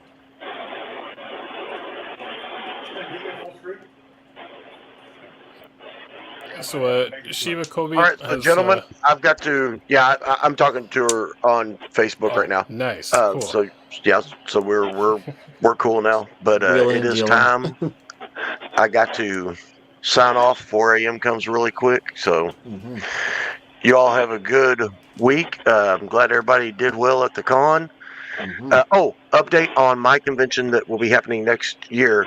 Yes. My buddy who lives up the road here, he also has a HasLab Unicron. He is going to let me use his in planet form. So we're going to have the planet form and the robot form on both ends of the table when we do our talk. Nice. Yeah. So where is this? And where would that be held? it'll be in Owensboro, Kentucky next June. Is that something you're creating, or is it part of something that already exists? Oh no, it's a convention that happens every year. It's an anime and science fiction convention. So I'm real good friends with the people that put it on, and they asked me if I would be interested in doing a panel on extreme collecting. Because, I got a question for you. I got a question for you. Do you want the files for the 3D print that you can take the Hasbro Unicron and take out the kibble and turn that into the planet? Because I got those files. I would love those files because the set that I downloaded don't print worth a shit. Okay, so I got those files. Get a hold of me, and I'll send them to you as soon as I get them off the SD card. I just got to find a laptop to do it to. I could just go to the library and do it because I don't have a PC right now. It blew up, so. It blew up. All right. I saw a guy on eBay selling that, like $300. Yeah, well, I got the files. I paid for them, I think, like $30, and they're good, so. I don't care. I'll give them out to anybody. I'd rather give them out to people that will enjoy it and use it, right? What he's talking about is that there's a 3D file because if you look at this monstrosity back here, you can remove all the kibble off of his legs. Let me get my hand over here. Off of his legs here and off of his back, and take his wings, and you can actually make the planet without the body. And so what the 3D file is the connector piece that puts it all together, which connects the wings to make the ring, and then the 3D file makes you a 3D set of wings to put on him. And so then you Just by having one HasLab Unicron, you can display him in both forms. That's cool. That's real Do you convenient. have a printer? Do what? Do you have access to a printer? I have 4 myself. You know what? I may have to give you. It's not just Transformers you get 4 of. It's 3D printers too. That's right. So, Bill. You can do that. Yeah. I'll pay you. Yeah, I got a 3D printer question for you before you go. Okay. Hold on. I also have the oversized Laserbeak, Rumble, Frenzy, and Ravage too. The big tapes. What about the MMC? Yeah. No. I'm talking about someone built oversized MP versions of these, and they're literally like the size of a pizza box. Oh, those, yeah. Those guys Bobby are nuts. Stahl has them on his channel if you want to check them out. I know he's got them. I think he's the only one that does have them. But I got those files as well. I just don't have a 3D printer or access to one, so I just buy the files and cross my fingers. So here's a question for Bill. Bill, take a look here. This is my Ender 3, which has not yet been fully assembled, taking out the package, but it took a nasty fall. And so take a look at this. It's your plate is warped. Well, I don't think it's the build plate. Like this is the build plate on top. Keep me on full screen. Right. Yeah. So the build plate, I don't think is warped. I think the problem is the structure, right? The beam, this cross beam, probably got bent, right? And that's why it's not laying flat. Yeah, but are your control arms going to be out of line? I mean, it would probably still work, but what you're printing is going to lean with your arms, your control arms as it goes up. Okay, the control arms are not on it right now, or are you talking about these beams here? Those beams right there are your supports for your control arms, yes? Yeah. The control arms are not on it right now. But I'm not sure that it's unstable. Like it may be the build plate, like as long as maybe if I just put something under here so that it's not shaking and make sure that this is level, like I get a leveler and it's like 100% level, then I should be all good, right? D, your printer. Techno's saying in the comments. I was going to say the same thing. Loosen it up and see if it'll square back up. Okay, that's my point. That's what I'm trying to ask is like, do you think the metal is bent, or do you think you just unscrew the bolts, screw it back in, line it up, it's going to be all good? So that's my hope, and Techno Mika says, yeah, it's going to work. So thank you, Techno Mika. And if you guys don't know who Mika is, he's the guy with the cat that was at the con. Oh, that's Mika? Okay, yeah. I interviewed Mika. I took some video of his cat. Mika's a dope cat. Well, he just got his own YouTube channel, and he's about to get involved with all that. So. And why are you holding? Well, these things he has a cat, so that's the key to success already. crochet sound. Why are you holding these things up? Are they related to Mika? No. I got a great mom. Per episode. Yeah. Product placement. No, these I'm gonna give to a subscriber. I got a couple of them now. My mom's gonna do Megatron next, but she's been doing these just out of her head, man. Like just looking at a picture, and I think she's doing a pretty good job. Here's Optimus Prime. Oh, that's nice. Your mom's doing it. That's so cute. Mm-hmm. And she just did this one, and here was her first version of it. Okay, is she taking commissions? If she's taking commissions, I'll take an Omega Supreme. And here was her first Ravage. Aww. But then she made this one. That guy looks more like a rat. I think the first one actually looked more like Ravage. Yeah. But she's just going off of what she can do with the yarn. You know, it's kind of difficult to do things square. Yeah. So she's gonna do a Megatron, and I've been telling everybody on my channel for my 750th subscriber. When I get to that point, I'm gonna pick 3 winners, and they're gonna get one of these. So anybody that subscribes, that can get it, and you know, I'm gonna even say. One other person is going to get one that is subscribed to the Children of Primus. So I'm going to give one of these guys. I think I'm going to dedicate Megatron to that for this channel only. One of the subscribers that subscribe to this channel will get the Megatron. So well, time to make a sock puppet account. Guys, I'm out. Yep. Peace. All right, Bill. See you guys next week. Take care, Mr. Magnus. Techno says those knitted Transformers are amazing. They are. Like, my mom's never, ever made anything like this. She's just made clothes. She's made blankets. She's made hats. She's made scarves. Why did she decide to do the Transformers?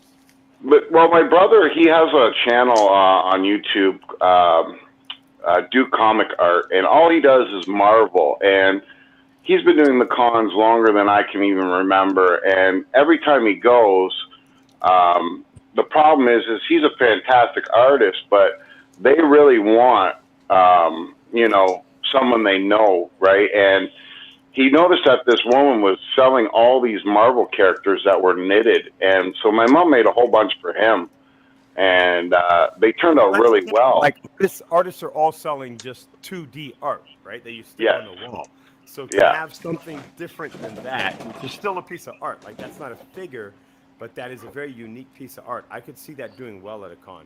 Oh, it does super well. So my mom made some for him, and he sold out. And then another lady said, "Can you do Harry Potter?" So my brother asked my mom to do the Harry Potter. She done all the Harry Potters. Hold on. So why weren't you selling some of these Optimus Primes at the conference we were just at?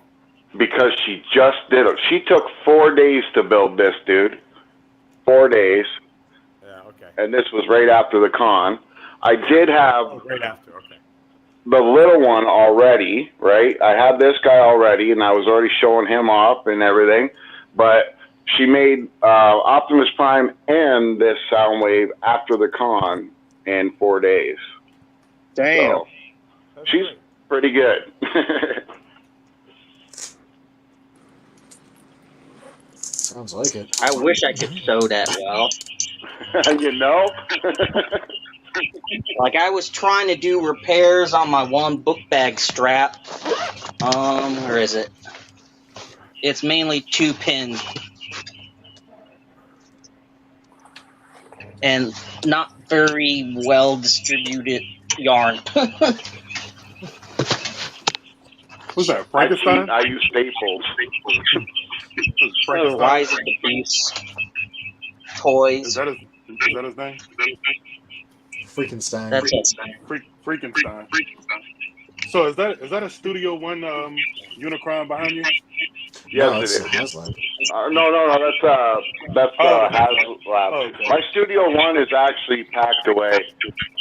Are you gonna? Someone's are you mic's guys feedbacking. looking to get? Is that me? What's that? Are you guys looking Somebody to get needs the to Studio mute, One? somebody needs to mute their TV or whatever. Wow. That's a little better. I didn't hear the question. Sorry. No, are you guys looking forward to the Studio One Primus? Actually, I can't wait, but I also heard rumors that Hasbro is doing their version of it too. Don't you think it was kind of ballsy for them to actually name it Primus? It's kind of weird. Yeah. Yeah, I don't know. I don't know if that was a good idea. Well, Playing again, with fire. I heard rumors again that Hasbro is going to be doing their own version, and they're going to be using the same mold, which is kind of disappointing. Oh, you mean Same a mold HasLab? as what? Yeah, HasLab is supposed to be coming out with their Primus and using the Unicron like I got back here. Retooling Unicron.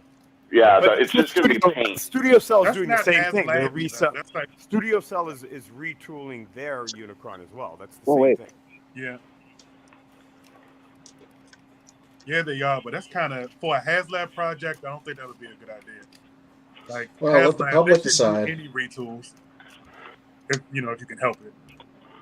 Actually, you guys just had this up, but I just got that too.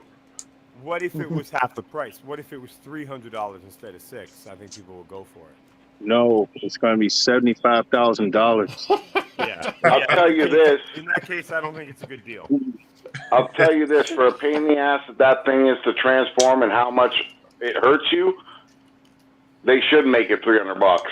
I never transformed I mine. think they could. I got It mine makes right here. sense, like for them to use the mold again, to get their money. And if they sold it at $300, they're still making a profit. It's just a big hunk of plastic. And I think people will buy it for $300.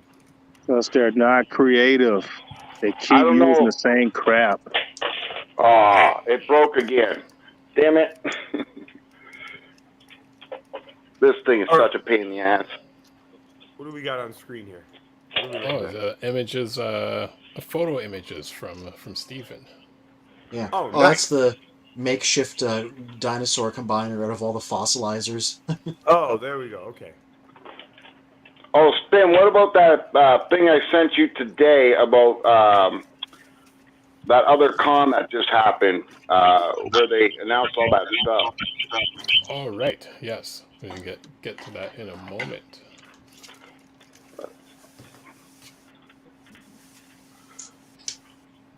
Jeez. Oh, lovely concepts. Yeah, the one that's all the one you're looking at. Yeah, I did give it manberries. I had to put them somewhere. I had to use all the parts. Yeah, that was Evangelion inspired that one. Then that other one was just me having fun with all the different colored modes of Paleorex and Ceratops figures. Cool. And I ended up getting that Trans Metal 2 Megatron. That's my little. That was a Titan's Return Sky Tread that I painted to look like Slam Dance. Oh, nice. And sooner or later, I need to get that Sword Warrior or whatever it is called by Dr. Wu. I got their Beast Box.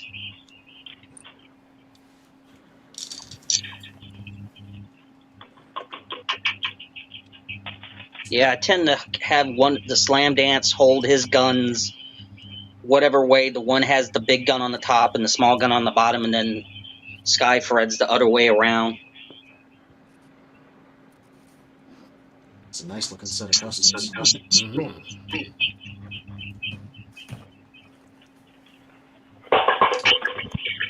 That's a spider, crab, and a snail, I think.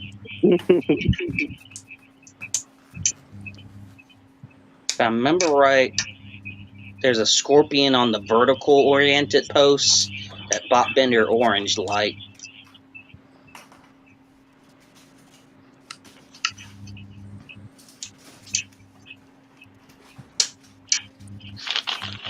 You know what I want to see? I've seen somebody that did this. Oh, that's a nice one. These are being so. For anybody that doesn't get it, they're just being made out of the different weaponizer characters that come apart along 5mm ports, so you can pretty much build them into whatever you want. Like before, I got the fossilizer, so when I hold on, stop. There's feedback somewhere.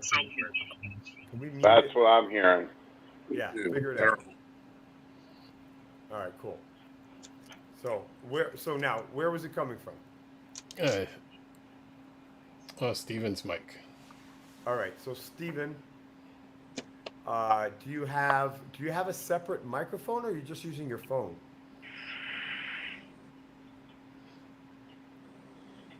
Steven, unmute your mic. I think he's muted. Yeah. Unmute your mic to explain to us what your setup is.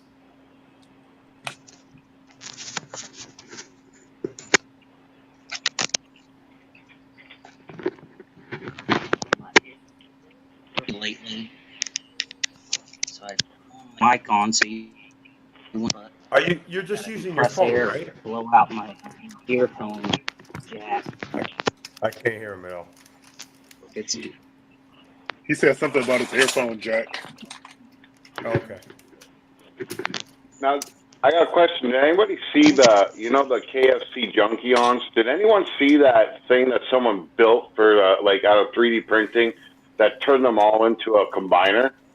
No, but that's awesome. I got to see that. Wow. Like, I can't remember where the hell I seen it, but I seen it, and I was like, I messaged wherever it was, said, I want one. And I didn't get no replies. I left my email across, some social media. I didn't even care. I put my email right out there for this guy to contact. Yeah, doxed yourself. That's a good idea. I can't find it anywhere again. But oh my God, those KFC figures are awesome, and I would love to have those 3D parts to make them a combiner because apparently it does all 6. How many of those guys do you have? There's now 12 or more of those characters. Yeah, but some of them are the same character, right? I know there's 8 different ones. No, there's more than 8. There's I have 12 one different Crash Hog. Yeah, I got 8 of them. You got 8? Damn. I got 4, and I was like, fuck, I don't need more. Yeah, I got one. But when I was at the con, I was like, the new ones that they just released, the yellow one, I'm like, damn, I want the yellow one. I got him. Nice, because he looks different than the others. You know which one I didn't get, though? Is that they made one of the GoBots. The GoBot bad guy. What's his name? Psycho. Psycho, yeah. They made one like him. Yeah, I have Psycho. I couldn't find the KFC one anywhere. I was looking for it all over the place. I was like, I need to get that guy. What's his name? Had it. My boy that I interviewed. Children of Primus. I keep saying Children. Chosen Prime. It might still be available. I have to look. Yeah. Check Show Z store. It might still be available. Yeah. That's a solid piece, though. It's very good. It looks a lot better than the other. I forgot the other DX9, I think. Yeah. Yeah, it wasn't. Mm-hmm. Sorry. So, am I the only dummy that got this guy? Yeah, definitely. Yeah, I don't do Titans. No, typically. I have them. Maybe Bill. Yeah, I don't have any Titans myself. Did yours fall apart in a million pieces just like mine did? I'm not transforming them. I have that in the arc. I've never transformed them. I like them in shit mode. That's why I got them. How do I switch my camera around? You talking about You her? mean the Nemesis? Yeah. But you know what? I did a transforming video, and I had to hold back as best I could because I was just going off on Hasbro. Wow.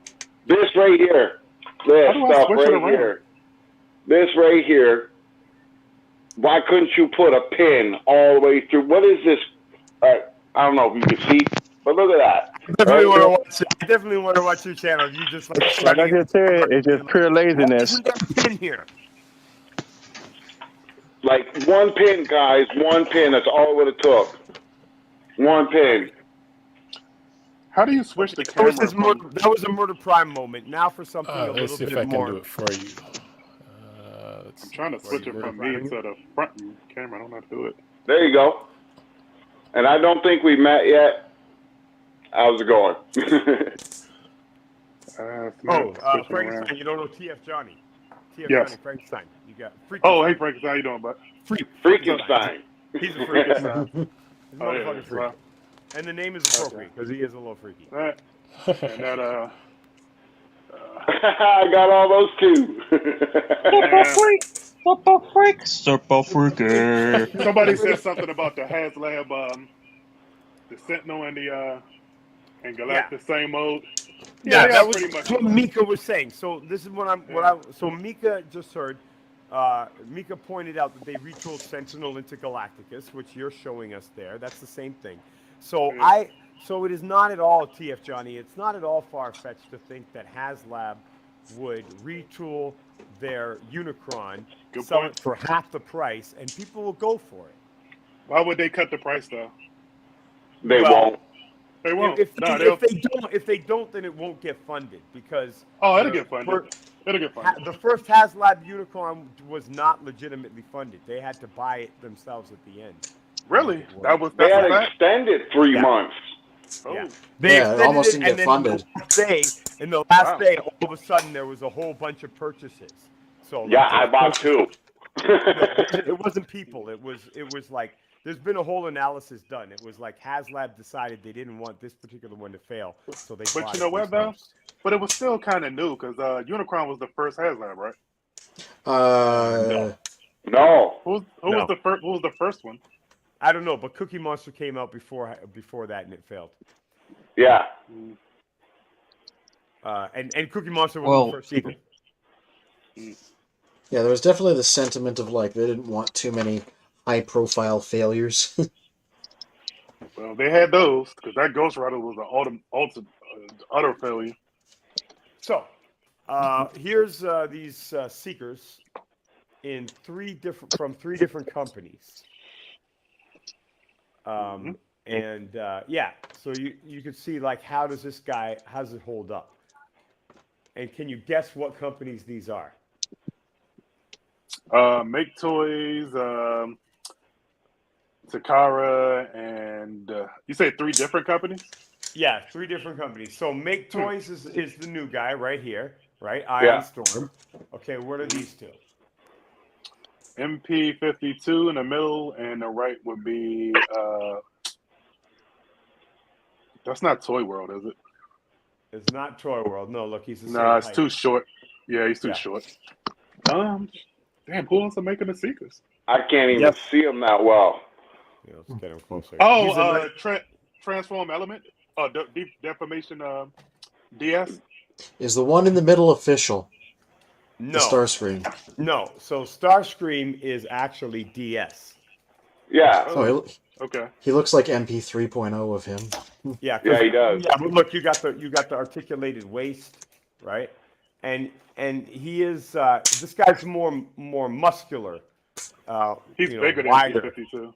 Yeah. Exactly. He's beefier than MP52. Now this guy here that you didn't guess, this is based off this is a KO of the Takara by Yes Model. So Yeah, that's what I was going to say. 'Cause I was trying to see if he had the cone head or not. I couldn't see because of the Bruticus behind. I couldn't see if that was part of his head or not. But yeah, I got friends that got him, and they love him. Yeah, But that can't be. It can't be based off the Takara and that MP11 mode. It can't be. Yeah, that's what it is. It's the Yeah. MP11. Wow. That's exactly what it is. But they improved it. Like they based it off MP11, but they made a bunch of improvements. And so the head is really good. So like MP11. So here's MP11, right? Look at this. Look at this. This is. It's a floppy mess. MP11. It's a floppy mess, right? Yeah. Right. Yeah. Right. Look, the Yeah. chest is not hanging on. It's not because I didn't plug it in, because it won't Right. stay together, right? But on this guy, no problem. Nice. So they fix the pegs and everything. The joints are really nice and tight. Totally unlike this. This guy, you can't pick him up without having a problem. Yeah. I got rid of all my MP11s, all of them. Yeah, exactly. I mean, it's a nice. It has nice elements, but when you got this, deformation space really blew it out the water. I have the officials too, and I like deformation space better than the officials. I don't know if you. Do you? I was on the fence with that, man. I'm like, it's solid. It's bang for your buck. Deformation space is the best. They make the best Seekers, I think, for bang for your buck. It's bang for your buck, but even when you're handling them, so in my bedroom I had this one, and then I had the Skywork, and I was just playing, and it's just like it's smaller. Like you hold it, it just doesn't feel like the premium toy. When you have the two of them, it feels like, oh, this is the expensive one, and then the official one actually feels like there's no die cast, it's not heavy, it's small, it's fiddly. These guys just really blow them out the water. After. Man, where did it go? Those new Dreamstar toys. Yeah. I would love to see them do some Seekers because boy, oh boy, they make a solid good toy. Okay, yeah. So are those figures, those Dreamstar aerial bots? Those look like they might be a nightmare to transform, and they also look like they are the kind of thing where they're going to have fiddly pieces that could break off. Now, is that your experience when handling it, or no? It feels like Hell no. Solid tabs, everything, man. I am so impressed.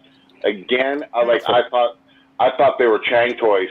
I thought they were seriously because No, I think it is Kane toys. That's my theory because they're doing they're doing like a wild type of aesthetic, like that's Kane stylized. toys, highly stylized. So because they're doing a highly stylized combiner, I think it's the same company. Yeah. But beautiful toys, like I said. Like the only problem I had was with that one piece, and that was my fault because I thought it moved and it didn't move, and because it was plastic attached to die cast and it only had a small little pin, I broke it off. But I can just drill out the die cast of the pin and then use a paper clip and glue that back in, like cut up a piece of paper clip, glue that right back in, it'll be good as new. So, you know. Okay, so you showed us your Superion arm. Now, Spin, give me a full screen. I'm going to show you mine, and you guys see if you notice something funny about it. Here's my Superion arm. Right now, you remember the one that from Dreamstar Toys. Which one looks better, this one or the one that Frankenstein showed? Well, I didn't see the first one. Let me see if I can grab it out here. Yeah, so we can do that. Should I bring out my Zeta Toys Superion? Yeah. So we'll have 3 different. That's a good one too. But just the arm, because we're doing an arm comparison.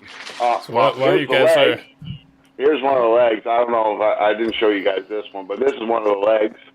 That was terrible. Is that in leg mode? That's in leg mode, and it does look terrible. I agree. But as the jet and the robot, so solid. Like nothing is flimsy on this guy at all. Like it's pretty damn solid. Let me go and grab the other box here. I don't know if I can zoom in or zoom out, but looks good. Okay, yeah, but look at that arm. I just want to compare that arm to the Dreamstar arm. Oh, I love the Zetas. And someone told me that there's a knockoff Zeta that's even bigger. Oh, really? And I'm trying to find it. Yeah, I love these things, man. I got this in the Bruticus. I don't know what it's not going to scale with anything. Oh, and the right, Devastator. So here's the arm. Yeah. And it's pretty, like, again, this guy, I'm shaking it, nothing is coming off or moving or anything. Like, the hand isn't, look, I'm shaking it, the hand isn't even, and these fingers, look at they really have articulation every which way, and they're not doing nothing. Again, that's the only piece, and that was my bad for transforming it. You could see the peg right there, and I just got to drill that out, and it'll attach inside to the next one. But even when I put it on there, it does stay. So now, do you have the Zeta Toy Superion? Yes. And TF Johnny, are you in on this on the Dreamstar set?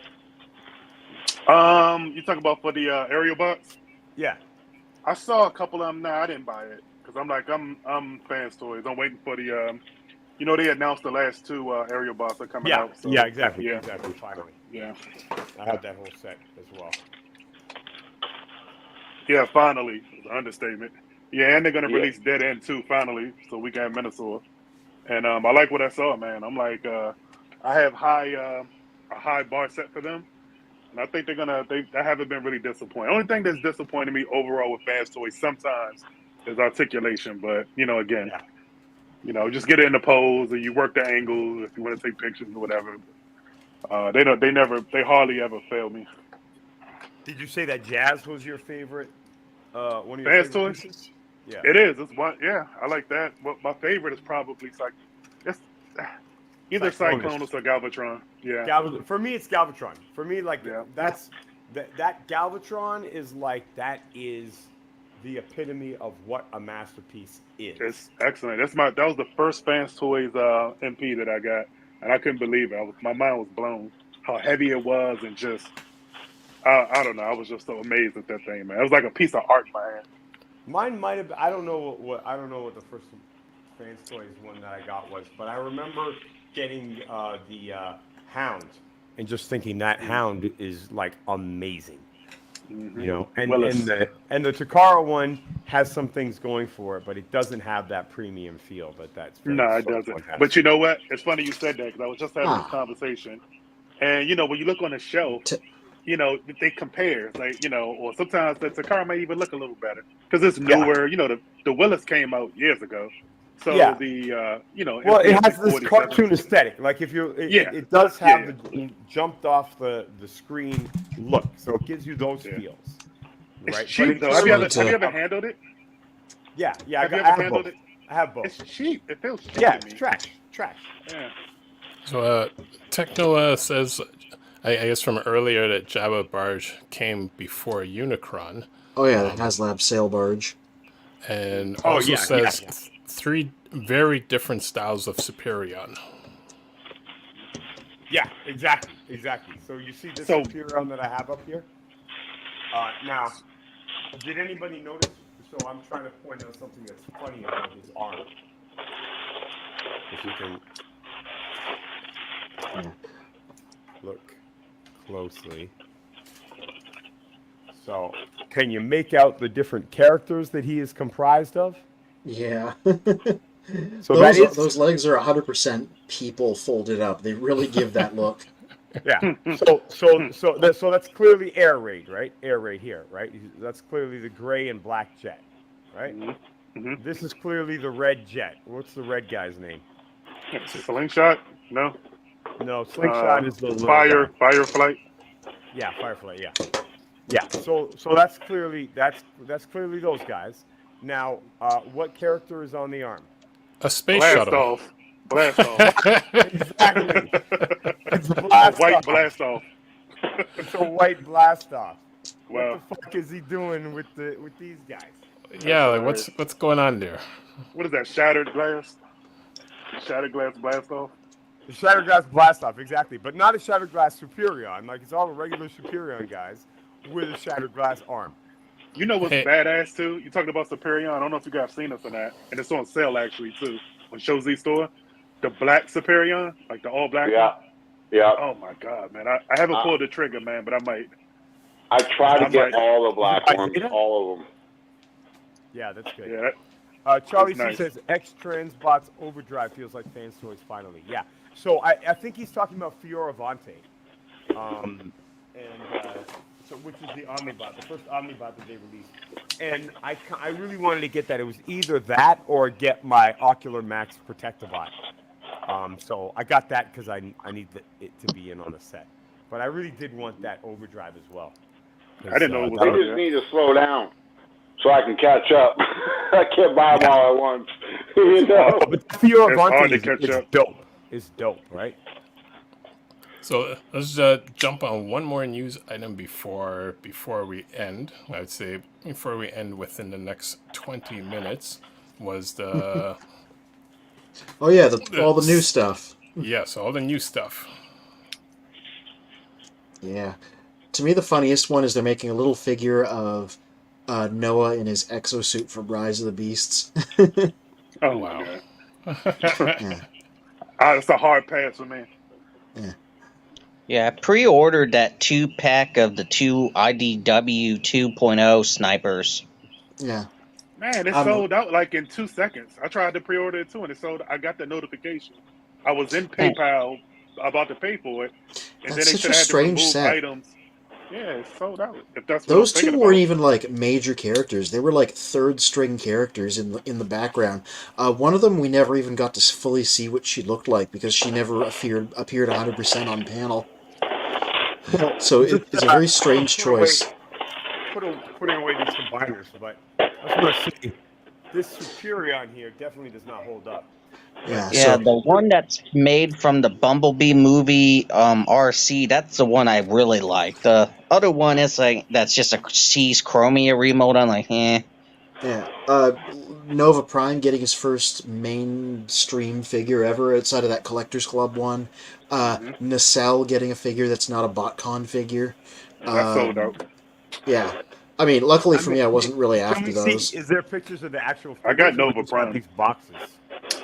Oh, there's pictures of them out there for sure. Yeah, because this doesn't tell me. This is not giving me a sense of what they look like. Yeah, let me see if I can find something.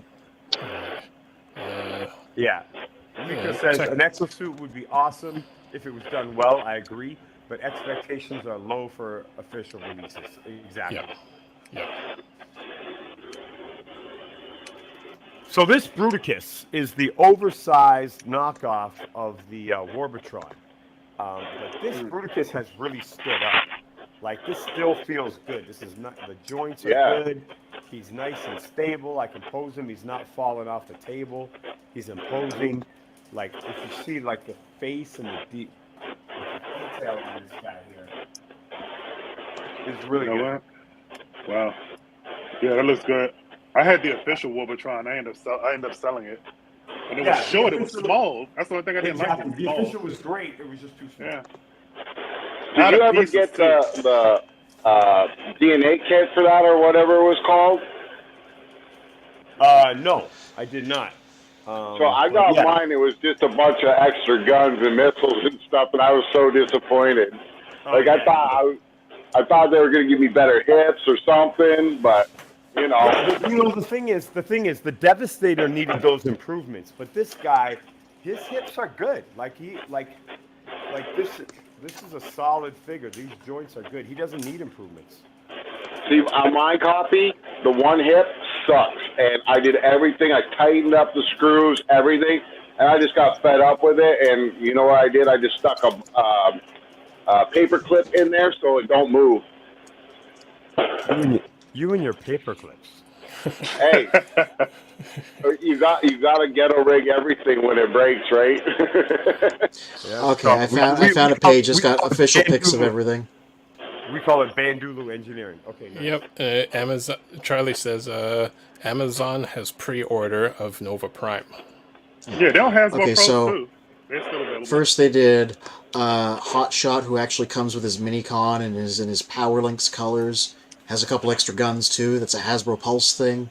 Yeah, I'm gonna get that. Then they did Shattered Glass Sideswipe and Hot Rod as a 2-pack. Hey, finally got to see the real thing after seeing our friend there, who Keeper of Toast, do a custom. Is that the one with the beard? Yeah, that's bearded Hot Rod. Like the Didn't power they of the come out with that years ago?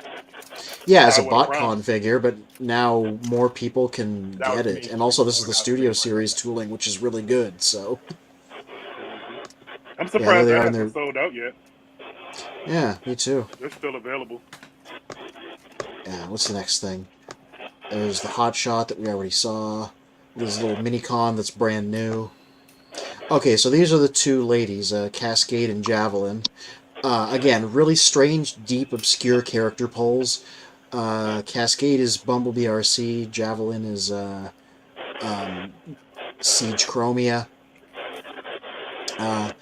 I do like how they look. They're just like not high priority for me because they're like background randos. Yeah, you can see that it's RC there, definitely. Yeah. I think you look okay. But man, look, those things sold out in seconds on Hasbro Pulse. This right here, this 2-pack. Wow. Yeah, I'm waiting for them to show up in GameStop in Canada. Okay, so... Okay, Nova Prime, that's a big deal, because, again, he was only previously a BotCon guy. That's his little robot, and then he can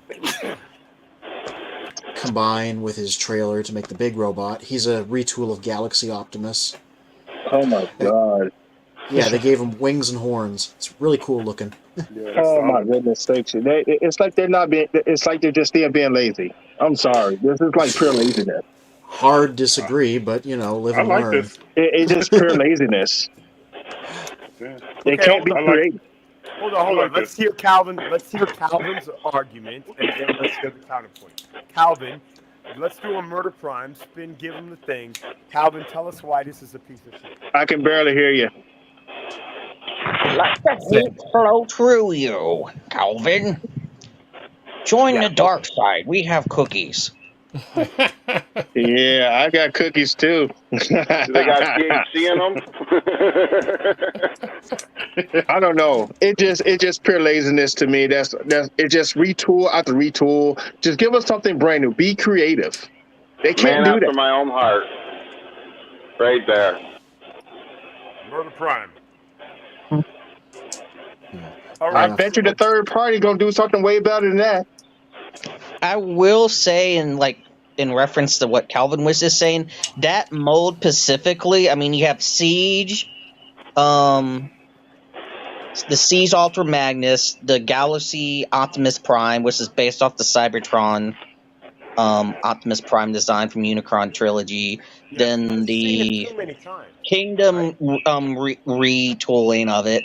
So you already have like 3 other versions of it, at least with like the one that's made of the Bumblebee movie one. That's only the second time that mold's been used. The Siege Chromium, that's been used. Well, no, I think the rest were powered primes. No, there was a Nightbird of it, and I'm not. And I think Firelight or whatever the green and white chick was. Not Firestar, the one that was Green Light. She was based off the power of the Prime mold. But it's basically the same thing as a Siege Chromia. Okay, how do we get the background? That's what Hasbro does. I know that's a great. Was I the only one seeing that? I like the having background? a new character, even if it is a remote. Yeah, that's our Murder Prime background. When somebody's going off on a rant, that's what it... Someone's going to get a seizure.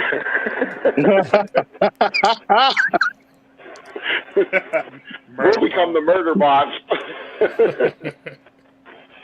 You got to put a warning now. Could cause seizure, just like the video games. But you know what I'm going to do? I'm going to buy that fucking figure. I'm going to throw that bitch way in the fucking closet. That's a interesting way to handle it. Wait, hold on. Isn't that what you do with all your figures, bro? There's certain figures that I will buy, and I just throw it away in the fucking closet. I have no interest. I'll buy it for fucking fun. All your figures in bins in the fucking closet? Hold on. So I will buy it for fun and just throw it in the fucking closet. Let's see how many times it'll repeat. That's one way to deal with it, I guess. Aren't all your figures... not just in the closet, but in, in the explicit closet. Like no, ain't no explicit involved. It just throw that in the back of the closet. Don't even hesitate. Literally. Hey D, I got a question for you. What do you think is the biggest Hasbro masterpiece character that they got so far? The biggest? So you mean literally size wise? Like the tallest out of all of them. Which one do you think is the tallest? Oh, that's last Unicron. No. Jetfire. I'm talking masterpiece. Hasbro. Masterpiece. The Hasbro Unicron is a masterpiece. I mean, actual masterpiece. Which one do you? Freakenstein. I'm giving you the answer. Star Saber. It's not Star Saber. It's Jetfire. Ultra Magnus. It's not Ultra Magnus. It's Jetfire. I don't think I'm looking at the Jetfire now. Yeah, it might be.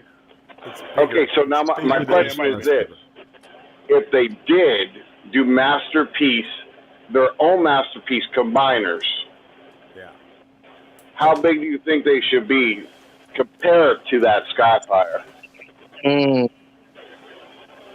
I mean, look, what masterpiece combiners should be the height of the Zeta combiners.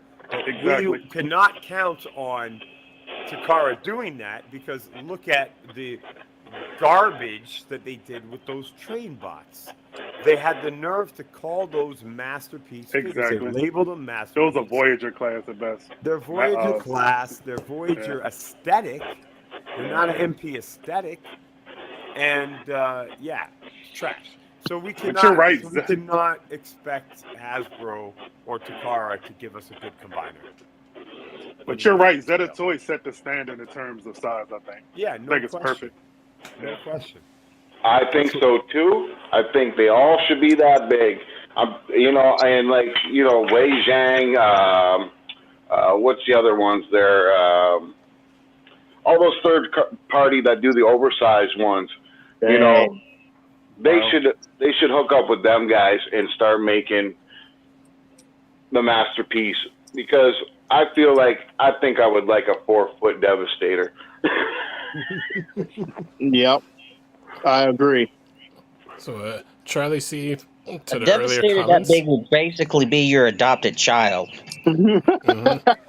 So Charlie C says Amazon sells pins to replace the paper clips.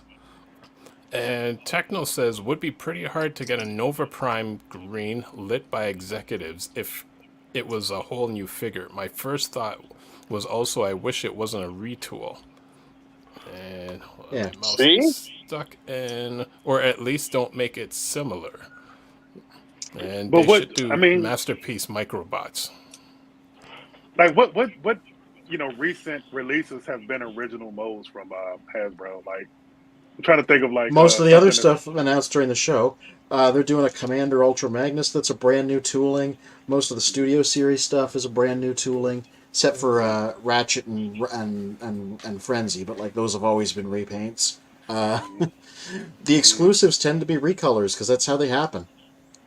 So you know how they're doing the generation, the one remakes, right? The retro Selects? collection guys.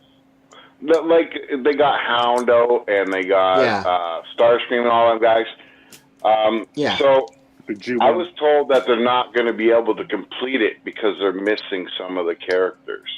Yeah, well, it's known that some of the G1 toolings have been lost to time. Some of them were lost, some of them were broken. What? Yeah. I find that hard to believe. Mm. I mean, because here's my they're thing. counterfeiting. I don't want. So where are these knockoff Chinese companies getting the schematics to remake? They're putting out the whole G1 lineup on Show Z Store right now. Every single G1 release has been re-released, counterfeit on Show Z, and it's the exact same thing. Because like they take the Sunstreaker toy, and Mirage take and it stuff? apart. Yeah, they take the toy, take it So apart. why can't Hasbro do it? Retool. That's what I'm saying. Mm-hmm. I don't know. I mean, reverse engineer it. And you notice the money is there. You notice on the old on the KO versions of these, they even got stamped the year on the die cast, which Really? is awesome. Yeah. How are they getting away with that? Wow. Because they're from China or Japan or wherever, they don't care. Wow. Right. They open up shop and make one, and then get the hell out and go to another shop and make another one. They already got thousands. But look, do you remember like some years ago when you would hear about these third-party companies, kind of like almost like this whole black market thing where they're kind of making figures in these abandoned places, and they were kind of keeping the names far away from the official, and just all this kind of under the radar stuff. And then Studio Sales coming out with a figure called Primus. I mean, that's the official name. And these are the same guys that tried to do Unicron and got faded. So they're really like playing with fire. Yeah. Think you want to bark up that tree? But here's the truth about it though. These third-party companies work with Hasbro. They really do. And that's why they get to put out these toys, and maybe they gave them the permission to do it for that toy. That's all I can think of, because they do work with them. Hasbro gets a commission from all these toys, especially the big toy lines. Oh yeah.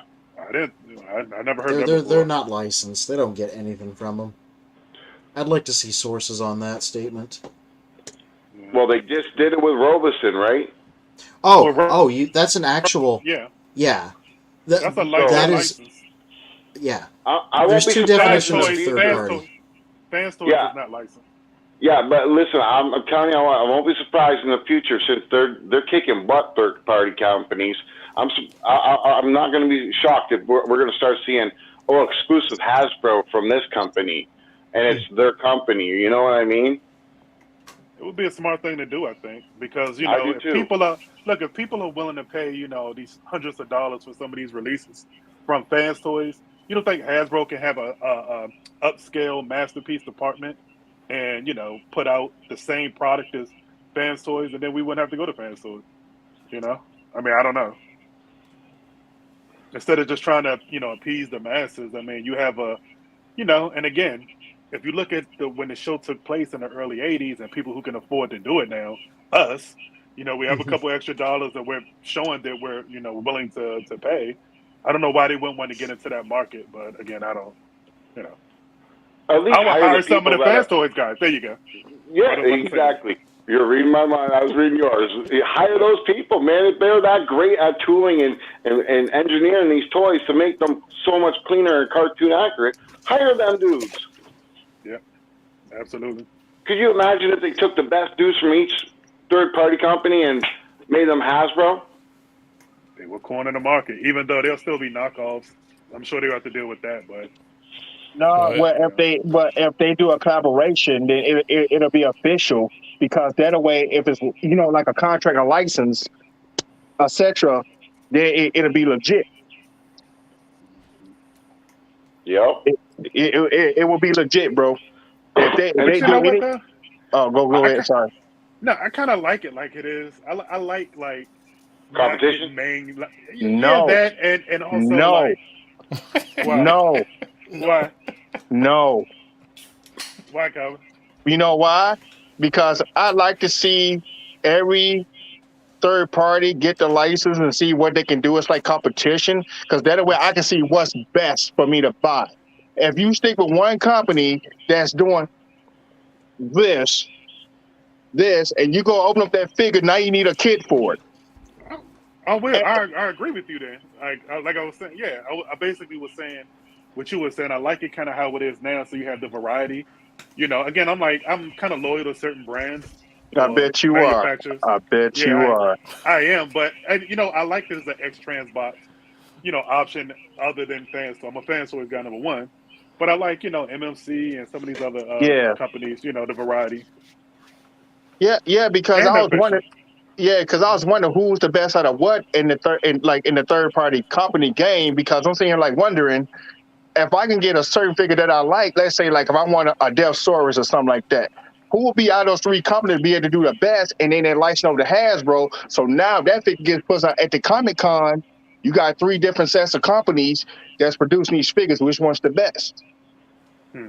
Something like it's just competition of the game, but who's going to win your money? Or what's in your wallet for you to purchase? Yeah. Well, the problem is there's only one official, and the rest of kind of pilot sharks on the big shark, right? But Which I don't know, man. It's just for me. I like to spend my money where it's the quality is good. oh, me But too, 100%. lately I've been buying like I said, basic Hasbro stuff. And I did open one up, and I said, "What the is this?" Like you got stuff missing. You need a kit for it. Just Yeah, like I've you had get the that too. combiners, you need a kit for it. I should need a kit for a combiner, No. just like the Nemesis. That's You true. There's some you things need a that kit grab I've been for pretty that. happy with. Yeah, no, that's true. Like this, I bought the Volcanicus, the Selects Volcanicus set, and I liked it, but I didn't like it. Like I had to get the DNA set for this or the upgrade set. Now it's like outstanding to me. I love it. But before it was just kind of, like all of them. I feel like I have to get upgrade kits for the Abominable too. I'm looking at it. Yeah, the Minosaur. Yeah, Yep. which is unfortunate because they're I expensive. bought kits for them all too. Yeah.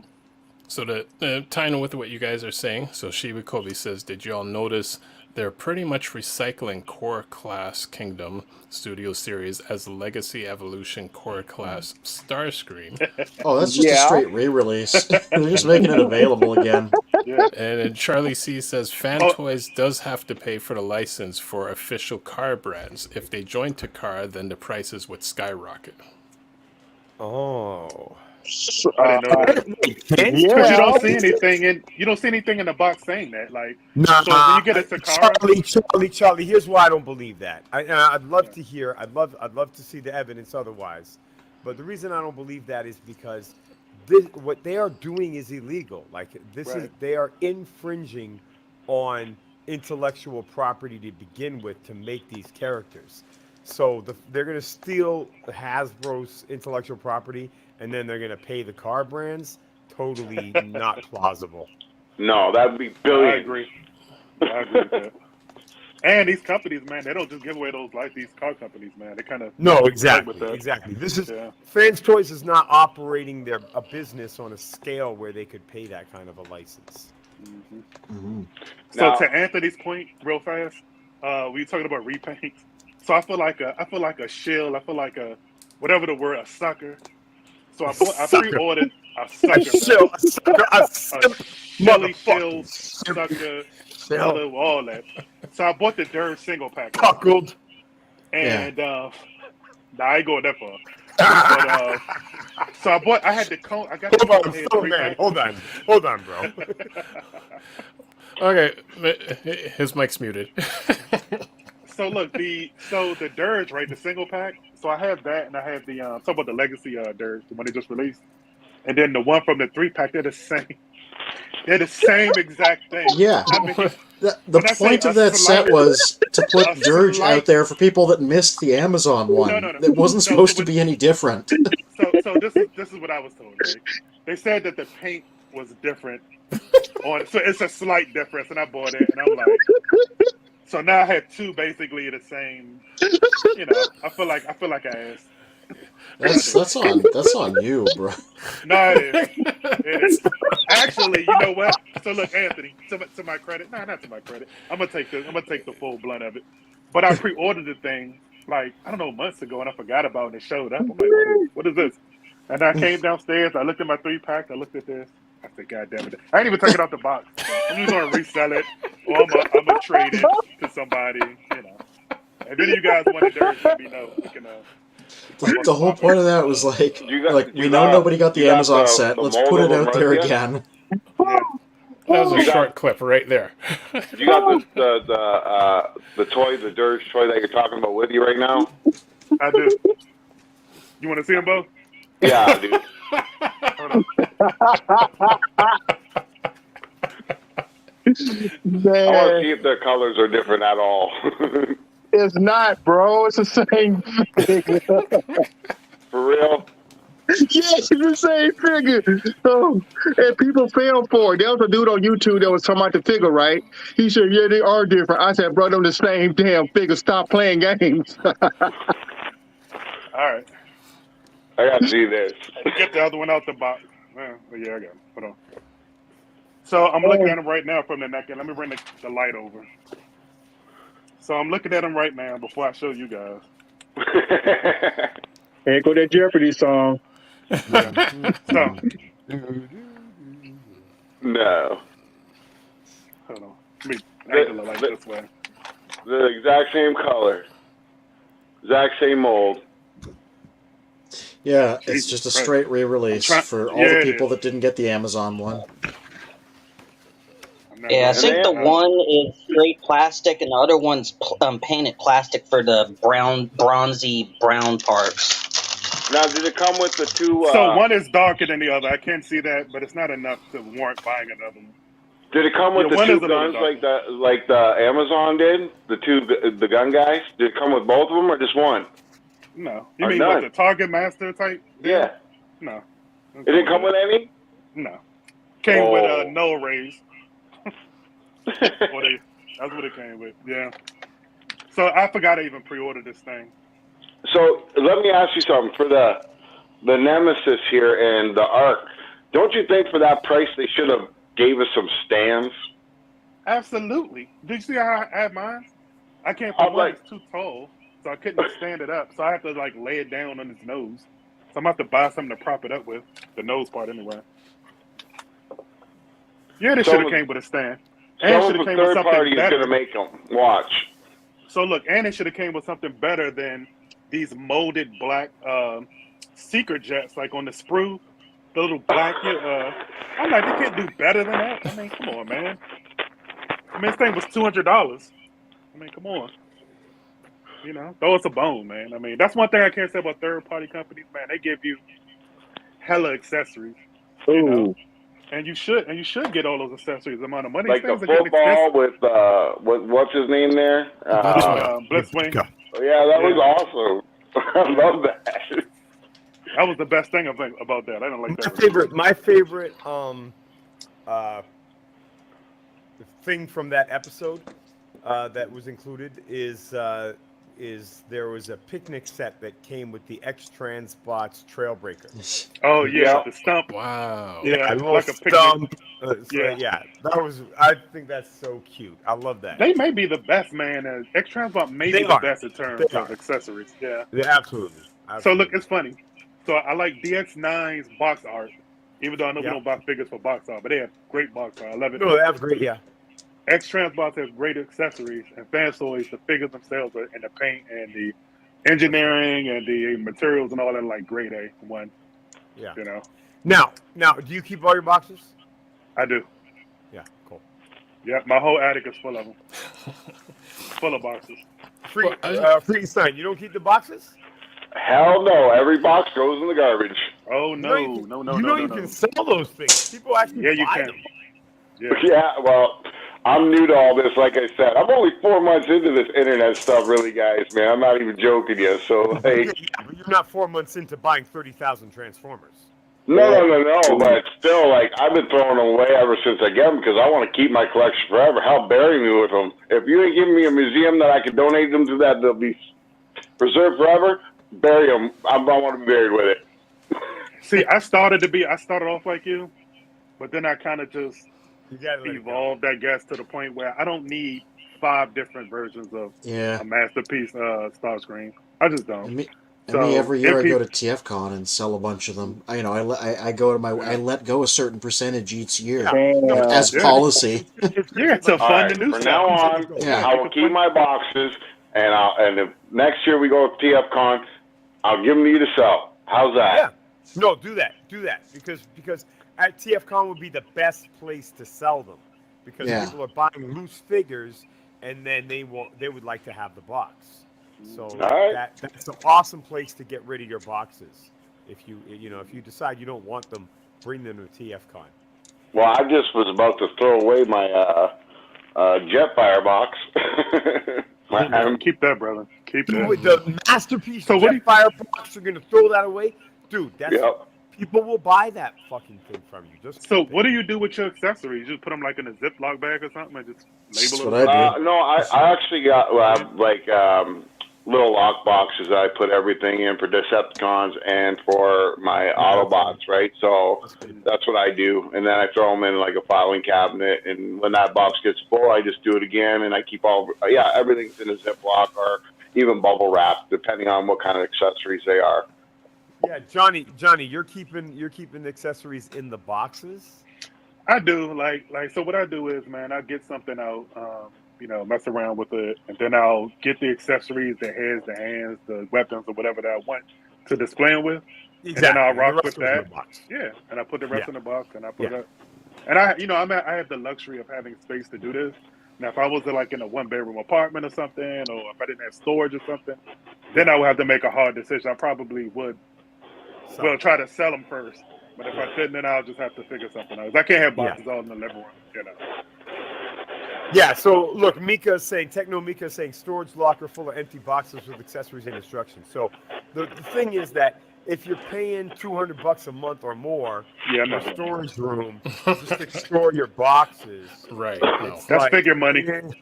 Exactly. It's figure money, and you think, and okay, you could sell the boxes, but you're not going to make $200 times 12 if you kept them there for a year, right? Well, what I usually do is this. After the year is done, I'll wrap everything up and put them in totes anyways, because I know the collection is just going to keep growing and growing. So most of my stuff is in totes, right? So, and I just got them stuck in a closet and in my storage room, right? So, I think I buy I'm an idiot. I spent every extra dollar I got on Transformers. So, I'm on the I show. get $5 or more a month here. So, but it kind of backfires sometimes because, you guys were saying about, I forget which company it was. We've been waiting years for these pieces. Fansoys. Fansoys, yeah, exactly. And all of them are packed away, and I have no idea what tote they're in. And I am Oh, not boy. going through all That that is dope that is just a to get problem. it. It's a That pain is in a the ass problem. to go through all those boxes. I mean, It it is a is. problem. So, and Mika's saying he's got the storage room in his building. He's not paying extra. I assume that. So, like most of us, like it's in the back room, it's in the basement, it's in the But you know attic, what? whatever. To That's do this fine. whole conversation, man, so I get a lot of large. I have some large pieces in here, right? And these boxes are ginormous, man. Like the Studio One, the Unicron, Yeah, the Unicron. Galactus, and the Guardian, the Omega Supreme. These boxes are huge, and it's like I need like a sizable space to put this stuff in. See, I'm a little bit weary about keeping the boxes, and this is the reason why. I lost my first collection, and those boxes made things so hot that the whole place melted because it was kindling. Jesus. So that's why I worry about boxes. You talking about for a fire? It Yeah. melted? Yeah. You mean just something that started like an electrical fire or something that started? Yeah. Oh. And that made the whole place melt within like an hour. That sucks. Well, you know what? Like it was Yeah, like that does kindling and kindling. So like that worries me, you know. So that's why I was throw away my boxes for now, you know. But are you saying if there was a fire that burned in your house for an hour and the boxes were not there, are you saying the figures would be fine? That doesn't sound. No, the house was down within like 10 minutes, bro. But they had because the plastic was on fire and it was all melted in with everything. They had to sit there for an hour and try to put it out. Yeah, but do you think the boxes made a difference? Like, if the boxes weren't there and the fire happened, would you have been able to save your figures? I wouldn't have been able to save them all, but I think the boxes did have a lot to do with how fast it burnt because it just went from box to box to box to box to box to box, and it engulfed the whole house. So maybe the fire would have spread slower, and so therefore it could have got stopped. Mm-hmm. Yeah. So that's what I always worry about. And I hope no one ever has to go through what I went through with that because it was devastating. Right? Did you see the fire happen? Were you in the house? I was an hour drive away, and my neighbor told me the house was down in 10 minutes. But when I got there, shit was still on fire because of the plastic. Wow. Yeah. Yeah, that's terrible. You know, you're like the third person I heard say that about losing their collection to a fire, man. Yeah, well, that's why you got to have it insured. Like everybody, you need to have your renter's insurance or your home insurance, and a lot of people don't do it. Bobby Skullface did a whole episode on insuring your collection, and it's worthwhile doing for people like I don't know, Anthony, if at the level like when you got a bunch of mainline stuff. It still matters. It's still if you have your house, your renter's insurance, like it makes sense to itemize it. And you probably are the most organized of all of us. Like if you had a fire, like you'd be able to report like what figures you didn't have, what figures you lost. That's true. But that's something that we should all be aware of when we have these big collections. Yeah, my wife tells me that your all the insurance time. is up to date, and two, make sure you have like all your receipts and evidence of what figures you had. That's why I say if I ever make a museum, it's going to be sectioned off into fireproof concrete sections. Yeah, you got yourself that. Yeah. And you know what? That should be a topic in itself. Just the insurance and safekeeping of a Transformers and your collection in general. Mm-hmm. Yeah, well, I mean, we could do a topic like that, but Bobby did a good video on it. Like I think really the best thing is just refer anyone to that video. Okay, so we'll watch his and then just copy what he said. Yeah, we can do that. Or we could. You know what we should do? You know what we should do? Watch his video and make a 1-minute short of it. Right? Okay. Here's the key points. Or our opinion of his video. Yeah, exactly. And you know what else too? Just to add to the topic outside of just figures themselves, like I think also people need to realize. Well, I'm sure they do if they sell, because I sell a lot of stuff, and I know Anthony said he does too. But if you're doing it at cons, I don't know if you really have to report that to the IRS. I don't know how Canada's IRS system works and what you have to report. No, it's a thing. It's a thing. Yeah, because here I'm gonna tell you from my own experience. a couple of years, man, of just selling off a lot of stuff, man. Sell like $20,000 worth of stuff. Yeah, I've yeah, done, exactly. and to get a huge bill in the mail, and it's like shit, Exactly. No, they So come that, after you. They come oh after you. man, well, you know, they just started When it's that a a few few years hundred back. bucks. When it's a few $100, They they do. don't bother. But when No, it's over $10,000, $600, it matters. Yeah. So no, the reason why I'm bringing this up because I got a crazy tax bill in the mail, and you know, me and my wife had to sit down and look at this thing, because they, you know, eBay, Mercari, all these No, places, they report. consider that a business. Yeah. So you don't want to get yourself into trouble. Is the point I'm even bringing this up because you can't. This is the part where I'm like, A, I don't think my margins are enough to care. No, and you're B, not on the level. You're not. Physical cash. You don't got to worry. You don't got to worry about it. It's more so. It's more so in the masterpiece game. Yeah, I did a small short about the 10 mistakes that collectors make, right? And it did fairly well, but it was in the beginning of like my YouTube stage, and remember your 10 mistakes? Yeah, like I kind of like researched the internet about not just Transformer collectors, but any type of collectors. But I geared it towards Transformers collectors, and and one of the biggest things was not categorizing everything and what you paid for, and then what it's worth today. Yes, and like exactly. you would have to keep updating that all the time. It's so easy to lose track of it because, like, we feel because we're so into this. We feel like we're experts. We are experts. Like, I get this new figure, you know the company that it's from, and like that it's materials, engineering. You know the silly name that they came up for it, right? But after a couple of years, you forget everything. Yeah, exactly. And look, like as we're talking about it now, like you guys are asking me, and I'm like, it's like I couldn't say Fans Hobby, like the figure that Anthony has there. It's Fans Hobby. I know that, but it starts to get blurry. And when you've got hundreds and hundreds of these figures, like you definitely need a good database. And so that's something that I want to build. Like him. I plan to build the database, and I think going forward, like we're talking about how we're going to develop our website, like part of the functionality for our website that I've talked to Spin about before, but I'll tell you guys, you haven't heard this.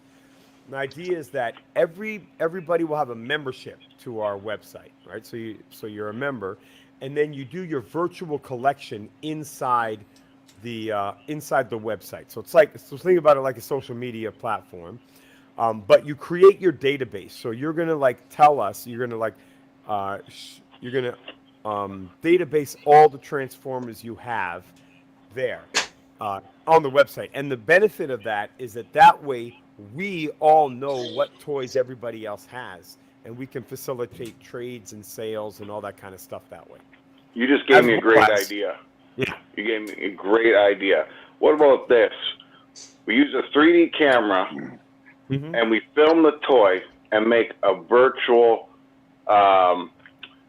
museum where people can go onto a category like, let's say, Optimus Prime, and then you've got all the Primes, and you can click on one and then do the virtual 3D by moving the screen whatever way you want to and looking at the toy in any detail that you want to.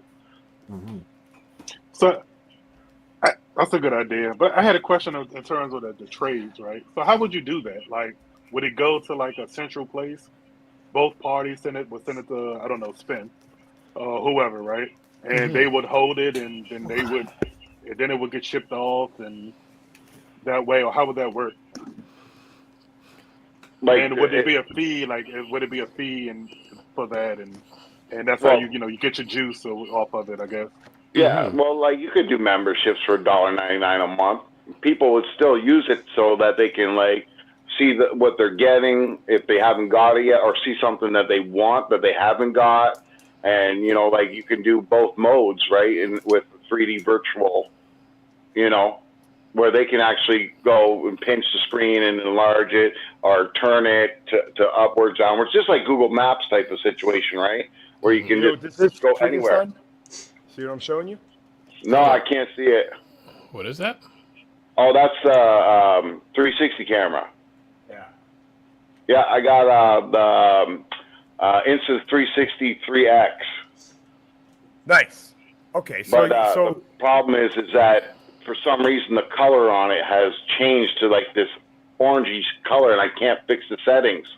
oh, that's weird. Yeah, it's You know- real weird. You know what this one is? That's the new one, ain't it? Yeah. How is it? How's that one run? I haven't even hooked it up yet. This is brand new. No? A Right- 360 right out the camera. box. So how can it? Okay. So how does it So it's film got- in 360 degrees? It's got two bubble eyes, and it right. So on both sides, there's two bubble eyes, and the piece Stereoscopic. in the middle, Yeah. it stitches it together. So you have to like take your cursor and move it around to see the full 360. Obviously. Yep. Yeah. Yeah. Because we're looking at a two-dimensional Oh, you screen. put on VR goggles. You put your Yeah. VR goggles on. Yep. You can use Right. VR. Yep. I have up over in the corner here. And now you got a virtual museum. I love the idea, but it's just a lot of fucking work. Is the thing. Well, Technomika says, earlier, that's brutal about the fire. I had a bunch of toys in storage. It got flooded, salvaged what I could, but some boxes had mold. But then it also says, that's a cool idea what we're talking about. I can help with coding a database. Oh, nice. Okay. So does anybody, sounds like you guys, so we met Mika at the conference. Mm-hmm. Do you guys, anybody have Mika's number? I've talked to him. I got him on my Facebook. I've known him for a couple of years. He's actually the first person I met in 2021 at the con, and we hit it off. We hung out almost all weekend. You know, we were going to the pool. We were walking his cat out back, all kinds of stuff. He's a real cool cat, that guy himself, you know, and he's pretty smart. He does 3D printing. Mika, you're invited to come on the channel. We want to we want to interview you on the channel about the stuff that you about your 3D printing and stuff, especially if you're printing some Transformers stuff. Oh yeah, I've seen some of that. Yeah. So so Freakenstein, you have his contact info. So get in touch with Spin, and then Spin will set up like a feature interview, assuming that you're down. Yay. Okay. Yeah. So yeah, that's what we'll do. And then and Freakenstein, you can give me his contact info offline as well. And then Well, what we need to do is get everybody's contact info for whatever websites are media. That way we can put it in the description, right? Yeah. And like I showed Spin, like I did a little intro for like what I do, and I thought it would be a good idea if we all did an intro of what we do. Like I don't know if you could play that for anybody or if anybody's seen it before, but what I'm talking about is make it kind of like a commercial where when someone comes on, now you get to see what they did and what they do on their channel or whatever they do if they don't have a channel, if they use TikTok or Instagram. No, this is a great idea. This is a great idea. Like a 30-second. No, here, you know what? We should all have this. Like I did a 10-second.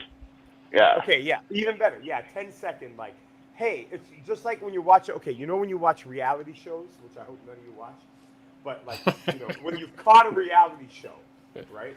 And then the way they do scene transitions is they have a little feature of one of the characters. So they have a nice background, and then the girl's name is Raven, and she like does her little Raven dance, and she looks and she gives you a wink, right? Yeah. Or she says, "Hey, I'm Raven, and I love to shop," right? Or some kind of thing like that, right? So you have your little kind of thing like, "Hey, this is Professor D, and I like to murder crime," you know, whatever the kind of thing is. So I've been telling Spin I need all your guys' information. I don't care what it is, whether it's a website, your TikTok, your YouTube, all that stuff, and I will guarantee to put it in all my descriptions. Okay, here it is right here.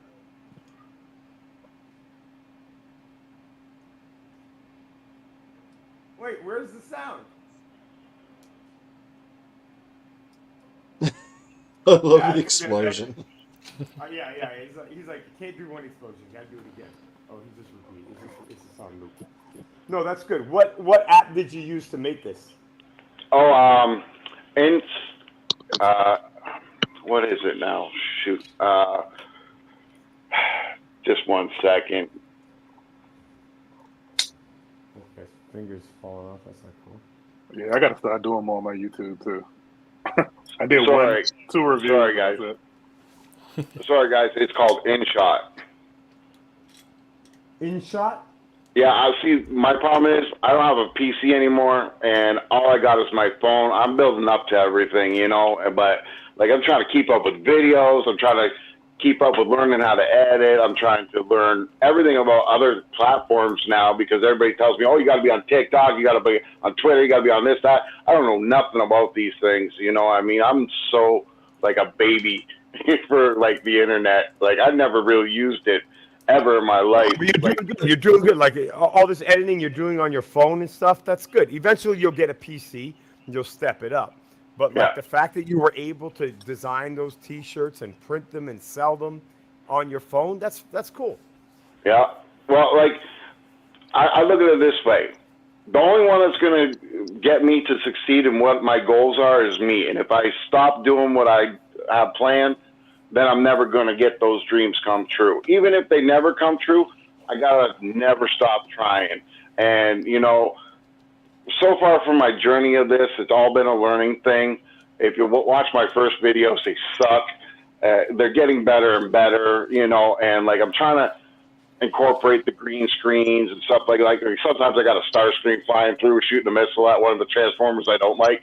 You know what I don't like it because like Starscream or somebody's blowing it up right before the end of the video. Well, you should see some of our earlier videos.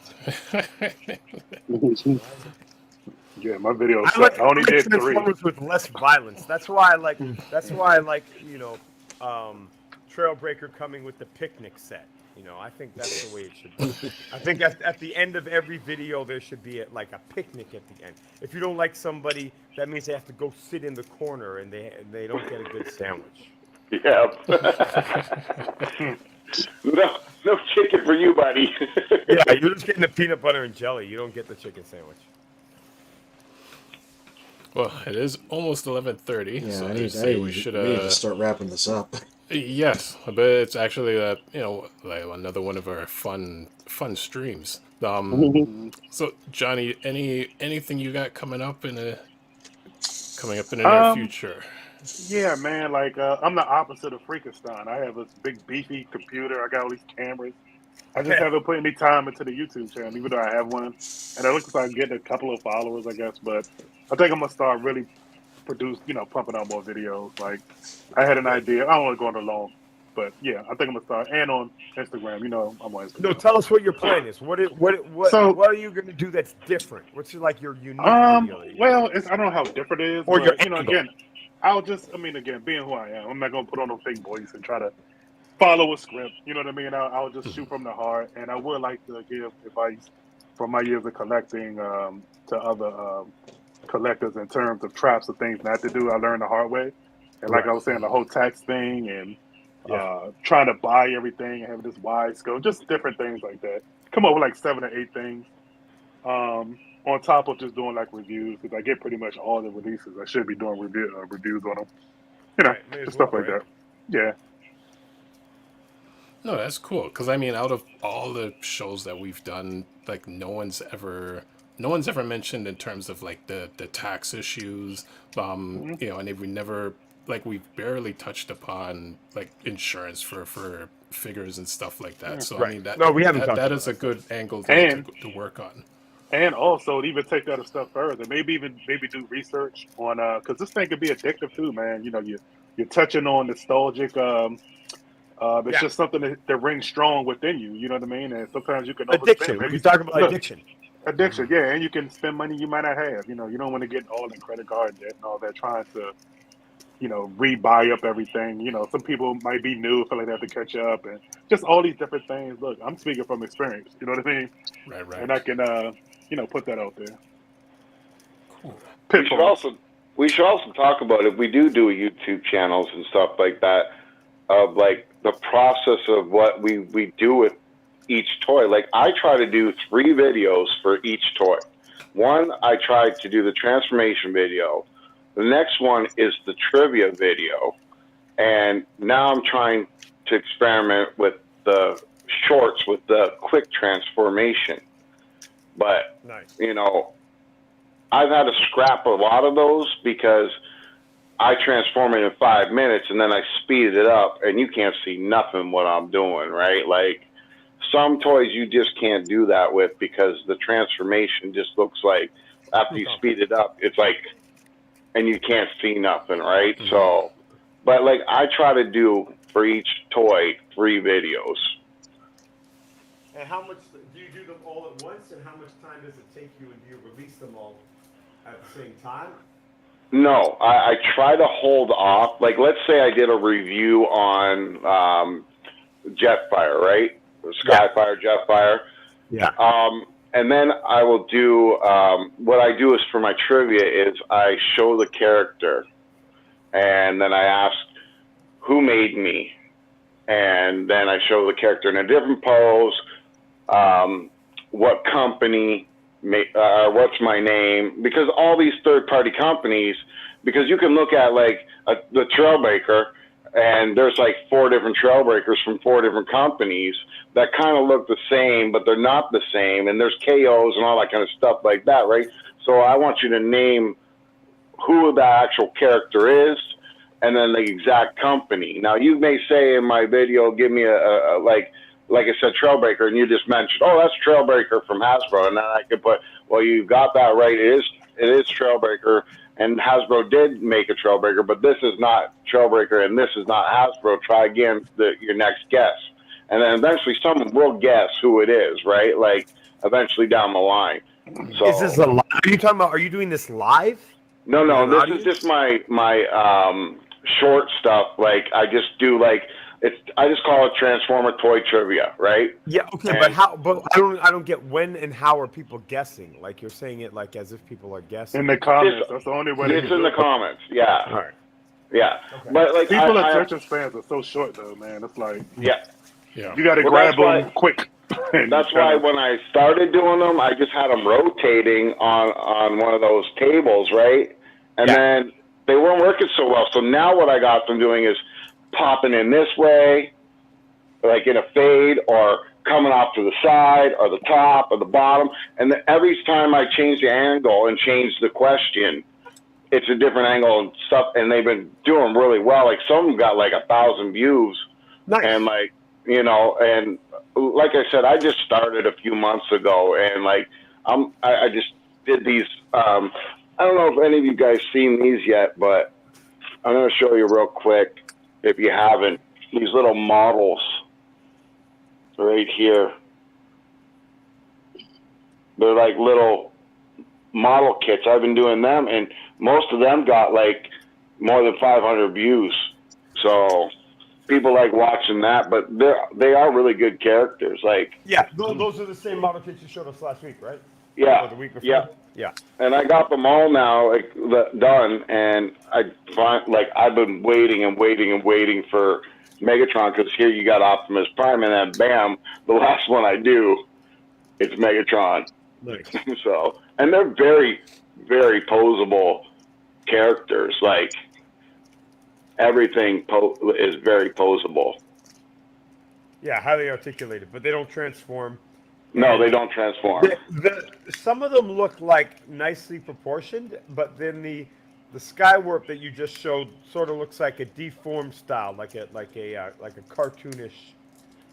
It looks like a Yamaguchi, the Amazing Yamaguchi. Looks like yeah. Like that. Well, look, here's these two, and it's kind of like the same thing. No, they look pretty good. I mean, you know, the heads are kind of big, the bodies are a bit small, right? So a little bit of that deformation look, but I mean, I think they're great. I think they're definitely, you know, worth buying. And here's the one that I really don't like. It looks like they're the same size as Legends. Like, are they 3-4 inches? Do they scale with Legends figures? Well, here's my hand.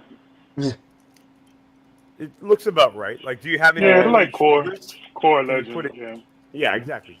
Here's like what a Legends would be like, I guess. This dude here. Yeah, Oh, yeah. That's a little bigger. Do you have any like New only Age barely. stuff? Do you collect any of the New Age I stuff? do, but I've already packed them all away a long time ago, and I haven't bought any new ones yet. Okay. Because like all these combiners keep coming out, and I pre-ordered all the Dinobots. I pre-ordered all the aerial bots, and like now I'm just like saving money so that when they do come out, I get the money to pay for them. So I haven't been buying any New Age stuff, and I packed it all away, and I'm kicking myself in the ass because now I ordered that Optimus Prime with the trailer from Hasbro, the little one, the Legend one. And I was like, damn, I need my new Age out to compare it with them for sure. And again, it's the tote situation. Which totes are they in? You know? Yeah, exactly. Yeah, you get lost. Are you, Johnny, are you collecting Legend scale as well as MP? Yeah, I got a lot of New Age. New Age. So did you get like, have you been buying all the new stuff? So do you have the I bought the Jetfire. I got the Grimlock. Those are probably my last two. I was looking at the Omega Supreme. That's what I was going to ask. Is the Omega? Yeah. No, I didn't get that. I got Michael. The RC and the Elita 1. I got Omega Supreme coming. Yeah? Yeah. Yeah, that's a nice figure. That'll make. I'll tell you what, man. Like if I probably won't ever do this, but if I ever get to the point where I just get out the game or at least scale back, because I'm like an extremist. But if I ever scale it back, I would definitely probably just go Legends because they don't take up a lot of space. Yeah, Yeah, exactly. You can still have your full cast, and they're just in a corner somewhere. There you go. But I'm gonna be 80 years old doing this if I can help it. But the thing is this, like, as awesome as those figures are, like, okay, so check it out. Like, I got this. They're many masterpieces is what they are. Yeah, they are. They definitely are. Yeah, like Armageddon. That's that New Age Megatron. Mm-hmm. That's the toy deco one. Yeah, exactly. So that's what I wanted the MP36 to be, right? Yeah, that's beautiful. Give me a full screen spin. So yeah, just to do, the contrast. Like there's the MP, but the thing is, as awesome as they are, like when you handle them, when you look at them close up, like it really does make a difference. Like when I have all these guys laid out on a shelf, it looks great. But then when I have all these MPs laid out on a shelf, like it's just a totally different thing. It is. Like. The presence. Exactly. The presence matters. And so even though they're mini masterpieces, like the mininess makes it not the same thing. That's right. I never thought about that, but it's very true. When I had them, I had them all in just a glass shelf, like a display shelf. And I kept them as far as possible from any of my masterpieces. The stuff that I had in between all that, though, was all like the Studio Series kind of stuff, Yeah. Like it went from small to large. But I will say this, those New Age all together look great. Like if you walk in a room with a masterpiece display, like when so basically I had like my masterpiece room, and then my bedroom I had my Legends display. Now my Legends display is nice, but nobody walks in the room and is like, "Oh my God, what the fuck is that?" But with the masterpiece, that's what it is. They don't have to be into Transformers. It's nothing. It's like they walk in the room and they see this shit right here, and they're like, "Holy fuck, what is that?" That's the exact thing I get when people come here. I mean, their mouth drop and eyes light up. So when I had that Chang toy Thunder King in my display at my house, every other Transformer, like even people that don't like Transformers that I know, they aren't into it whatsoever, every single person, it didn't matter who it was, including my stepdad, which is like 87 years old, was drawn to that thing more than anything else in the room. And I got the Lewin Resources, Optimus Prime, and all that kind of stuff like that. Wow. He's like, nope. He went straight for that Predator. I haven't seen anyone display the Lewin Resources Optimus Prime in a nice way. I've never even heard of that. What is that? Like that can be like a nice centerpiece in the room somewhere. Like that doesn't go in your collection with your masterpiece stuff. You know what I thought about doing? I thought you remember those Atlas tables where Atlas is holding the Earth, and you know what I mean, and he's got the table on top, and he's just sitting there holding it. I've always thought about, you know what, I should make some kind of table out of that guy because he's just so big. Idea. Yeah, some kind of thing like that. That's an excellent idea. Make him a table, or make him a lamp. Turn him into a lamp. Let him build a light bulb. So over to Anthony. What do you have coming up for this week? Brothers, it is 11:30. It is 11:40. Yeah. So tomorrow, this TFCON stash is just going to be fueling my reviews for a while. Tomorrow I look at Q Rodimus Prime, Choro Q Rodimus Prime. Okay. Just a reminder. He does this. Man, pull him back and he goes. Me feel like I should have bought one of those. Yeah. Is that and it's fully transformable. Yep. And I will be I give him a full write-up tomorrow. There's a little more to him than just that. Okay. Maybe, Anthony, maybe the word fully is a little much there. He's transformable, let's say. Oh, yeah. What is that, 2 steps? This is a robot mode. Yeah. It's like 3 steps. I wouldn't say he's fully transformable. I'd just say he's transformable. I mean, in the coming weeks, I'll look at this. I'll look at this. Yeah. I'll look at this. Good looking stuff. And eventually I'll look at this. It's going to take me a while to write up. That's all what's coming up. Nice. And with that, I need to fade out like right now before I fall over. All right. Well, so I'll talk to you guys later. All right. And what I have coming up is I'm building a bridge. I'm building a spaceship. So, you know, when you see me later, I'll have my whole spaceship set up. That's what's going on with me. Nice. You know, I'll have my stream deck. I'll have all my controls. I'll have all the cameras and all the different angles. TF Johnny will be jealous. Hey, Calvin, what about you, sir? What do you have upcoming? Well, my whole week is dedicated to collecting all the G2 stuff, so that's what I'm going to be doing this week. Hopefully I can get the Grimlock. That's what I'm hoping for, so see what happens. Which Grimlock? The Greymon Grimlock, Generation 2. By who? Hasbro. They already hitting your Walmarts, but up here, I had a chance to get the items. The employee won't let me buy it. You talking about the blue Grimlock? No, the Greymon Generation 2 Grimlock. I don't know a Generation 2 Gray Grimlock. I thought it was blue. I'll Google it. These are G2 colors that got canceled. Yeah, we had the discussion earlier on the stream. So he's talking I about was schooled on the same point, TF Johnny. And D, what about yourself? Anything upcoming this week? I just said what's upcoming. What's upcoming is I'm building a spaceship. Next week I'll be in a spaceship. That's what's upcoming for me. That's what's up. Yeah, rebuilding my collection here, getting everything out, doing it all up. Flying through the air. Cool. Well, actually, Frickenstein, did I ask you? Nope, but I just want to say it's nice to meet you, TF Johnny. I think it's the first time I've seen you on. And, so really, I don't have nothing planned except for doing the reviews and stuff like that. I don't know how many I'm going to post because I've been posting a lot lately. I think I'm going to cut it down a little bit. But what my main focus is to get TM reviews prepared to come on because, nice. You're going to interview him? Yeah, I've been talking to him. He agreed to come on, I believe, next week. He's going to be on.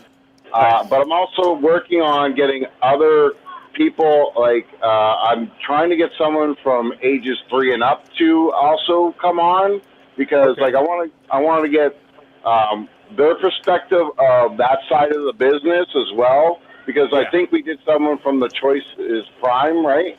Chosen Prime. Yep. Yeah, Chosen Prime. We did. You guys had them on the show, and I think it'd be a good idea to pick the brains of these people of their process of, working with these third-party companies, especially, and what's the red tape that's involved, all that kind of stuff. So I want to try to involve these people, like they can teach us, and maybe we can teach them something too. You know what I mean? But I think it'd be a great idea to get some of these YouTubers. Like I said, we're getting TM Review to come on next week.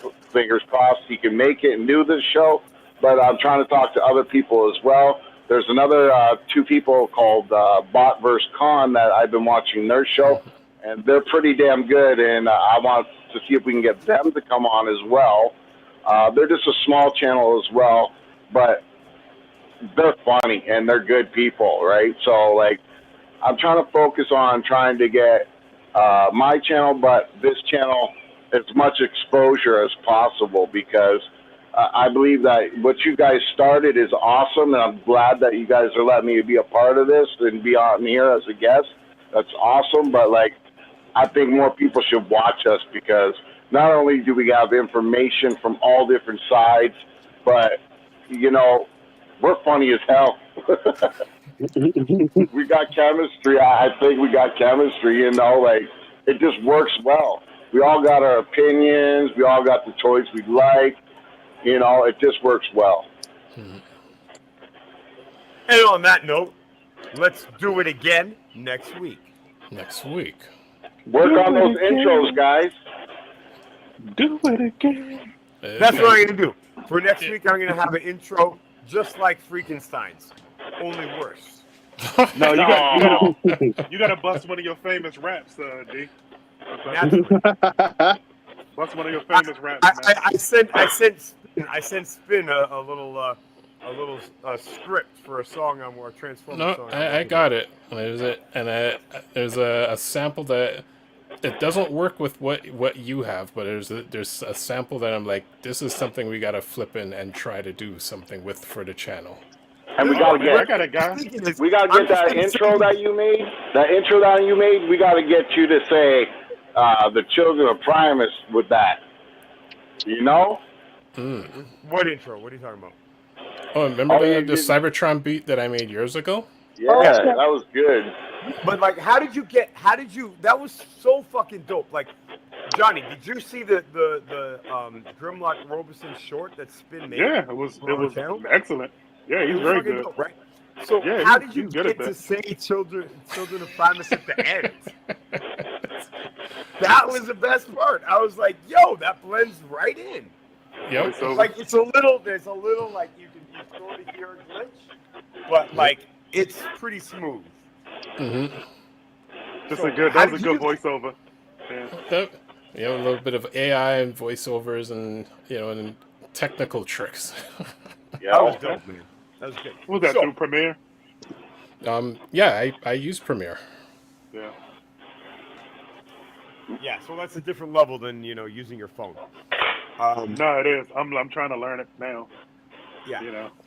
Yeah, I sent you a couple with Optimus Prime's voice too. Remember those ones? Mm-hmm. And like that's just text to speech stuff, but it still was all right, but it's a little amateur. What we need to do is get so famous that we get Peter Collins to do it for us. Get him to do it before he retires. I think the AI is going to get there It's close. It's already there. Yeah, I listened to one of them. It is very close. Yeah. So right before I got online with you guys, I watched a video. Somebody did Hank Williams Jr. He's like a country singer. Hank Williams Sr., I'm sorry. Mm-hmm. And he redid Ambitions of a Rider for Tupac. And it was crazy. How good that is. Send that to me, bro. Send that to me. Man. That's going to inspire me. I'm going to do that. So now that I got my stuff back, as you see, like, I don't know if you noticed for a little while, I didn't have all my gear. But yeah, I'm going to start I'm going to start rapping again. And I'm gonna start by just doing like mixtape stuff. So just so redoing versions of our favorite songs. I would love to have a conversation one of these weekends with you guys, because I know you guys are hip hop guys. Let's have a hip hop conversation, man. No, we're gonna do. Eventually my real. This is not my real podcast. This is me being. I'm a cartoon character on this podcast. But my real podcast is a serious political hip-hop channel that Spin and I do. And you will definitely, which doesn't exist yet, but it will. Oh, and okay. and you will be invited. That's a great show right there. Which love Transformer is in which genre of music? Oh yeah. Spin and I have gone through that before. That's a lot of fun, and that's There's a couple of definitely something obvious we can do ones. on this channel. Yeah, that's a whole nother show. But I got some obvious ones in my head right now. But yeah. But because you said my ambitions as a rider, which is a dope ass fucking beat, but I raise you this, like on that All-time album, classic. on that album, the beat that I rap on, the beat that when I hear that I can't fucking not rap, is Can't See Me. All right, guys, I'm going to say goodbye now. I got 3% on my phone. But thanks for having me on again, and hopefully we'll be on again soon. All right, next take week. care. Bye, guys. Peace. Yeah, peace out, guys. I'll see y'all next week. Hopefully that somebody get mauled by rabbits. That's all I gotta say. See you, Cal. Don't let Hasbro give you a heart attack, bro. All right, that's okay. That's all right. And then there were three. Yeah. Well, I'm gonna sign off too. But yeah, I worry about Calvin sometimes. My guy, you know. You guys aren't as active on Instagram as he is. And he, You worry about him in what sense? In the sense of popping something in his brain because of Hasbro. Yeah. And the scalpers. And the scalpers. He takes the shit a little too serious, doesn't he? He takes it to heart. And I laugh. I like the video. And I'm going to make a comment. You know what? But, I want him to have a segment of just like to his rant? own. Yes. Just Get his it off, own get it off your ranting chest. segment. Yes. Yeah. But there's another let's guy. Let's give a big shout out to Mika, who's been holding it down in the comments. Yes. And definitely we're going to have you on the show sometime soon, talking about your 3D printing and your adventures with your cat and stuff like that. Nice to meet you. All right, gentlemen, we will see you all next week. All right, love. Thank you, guys.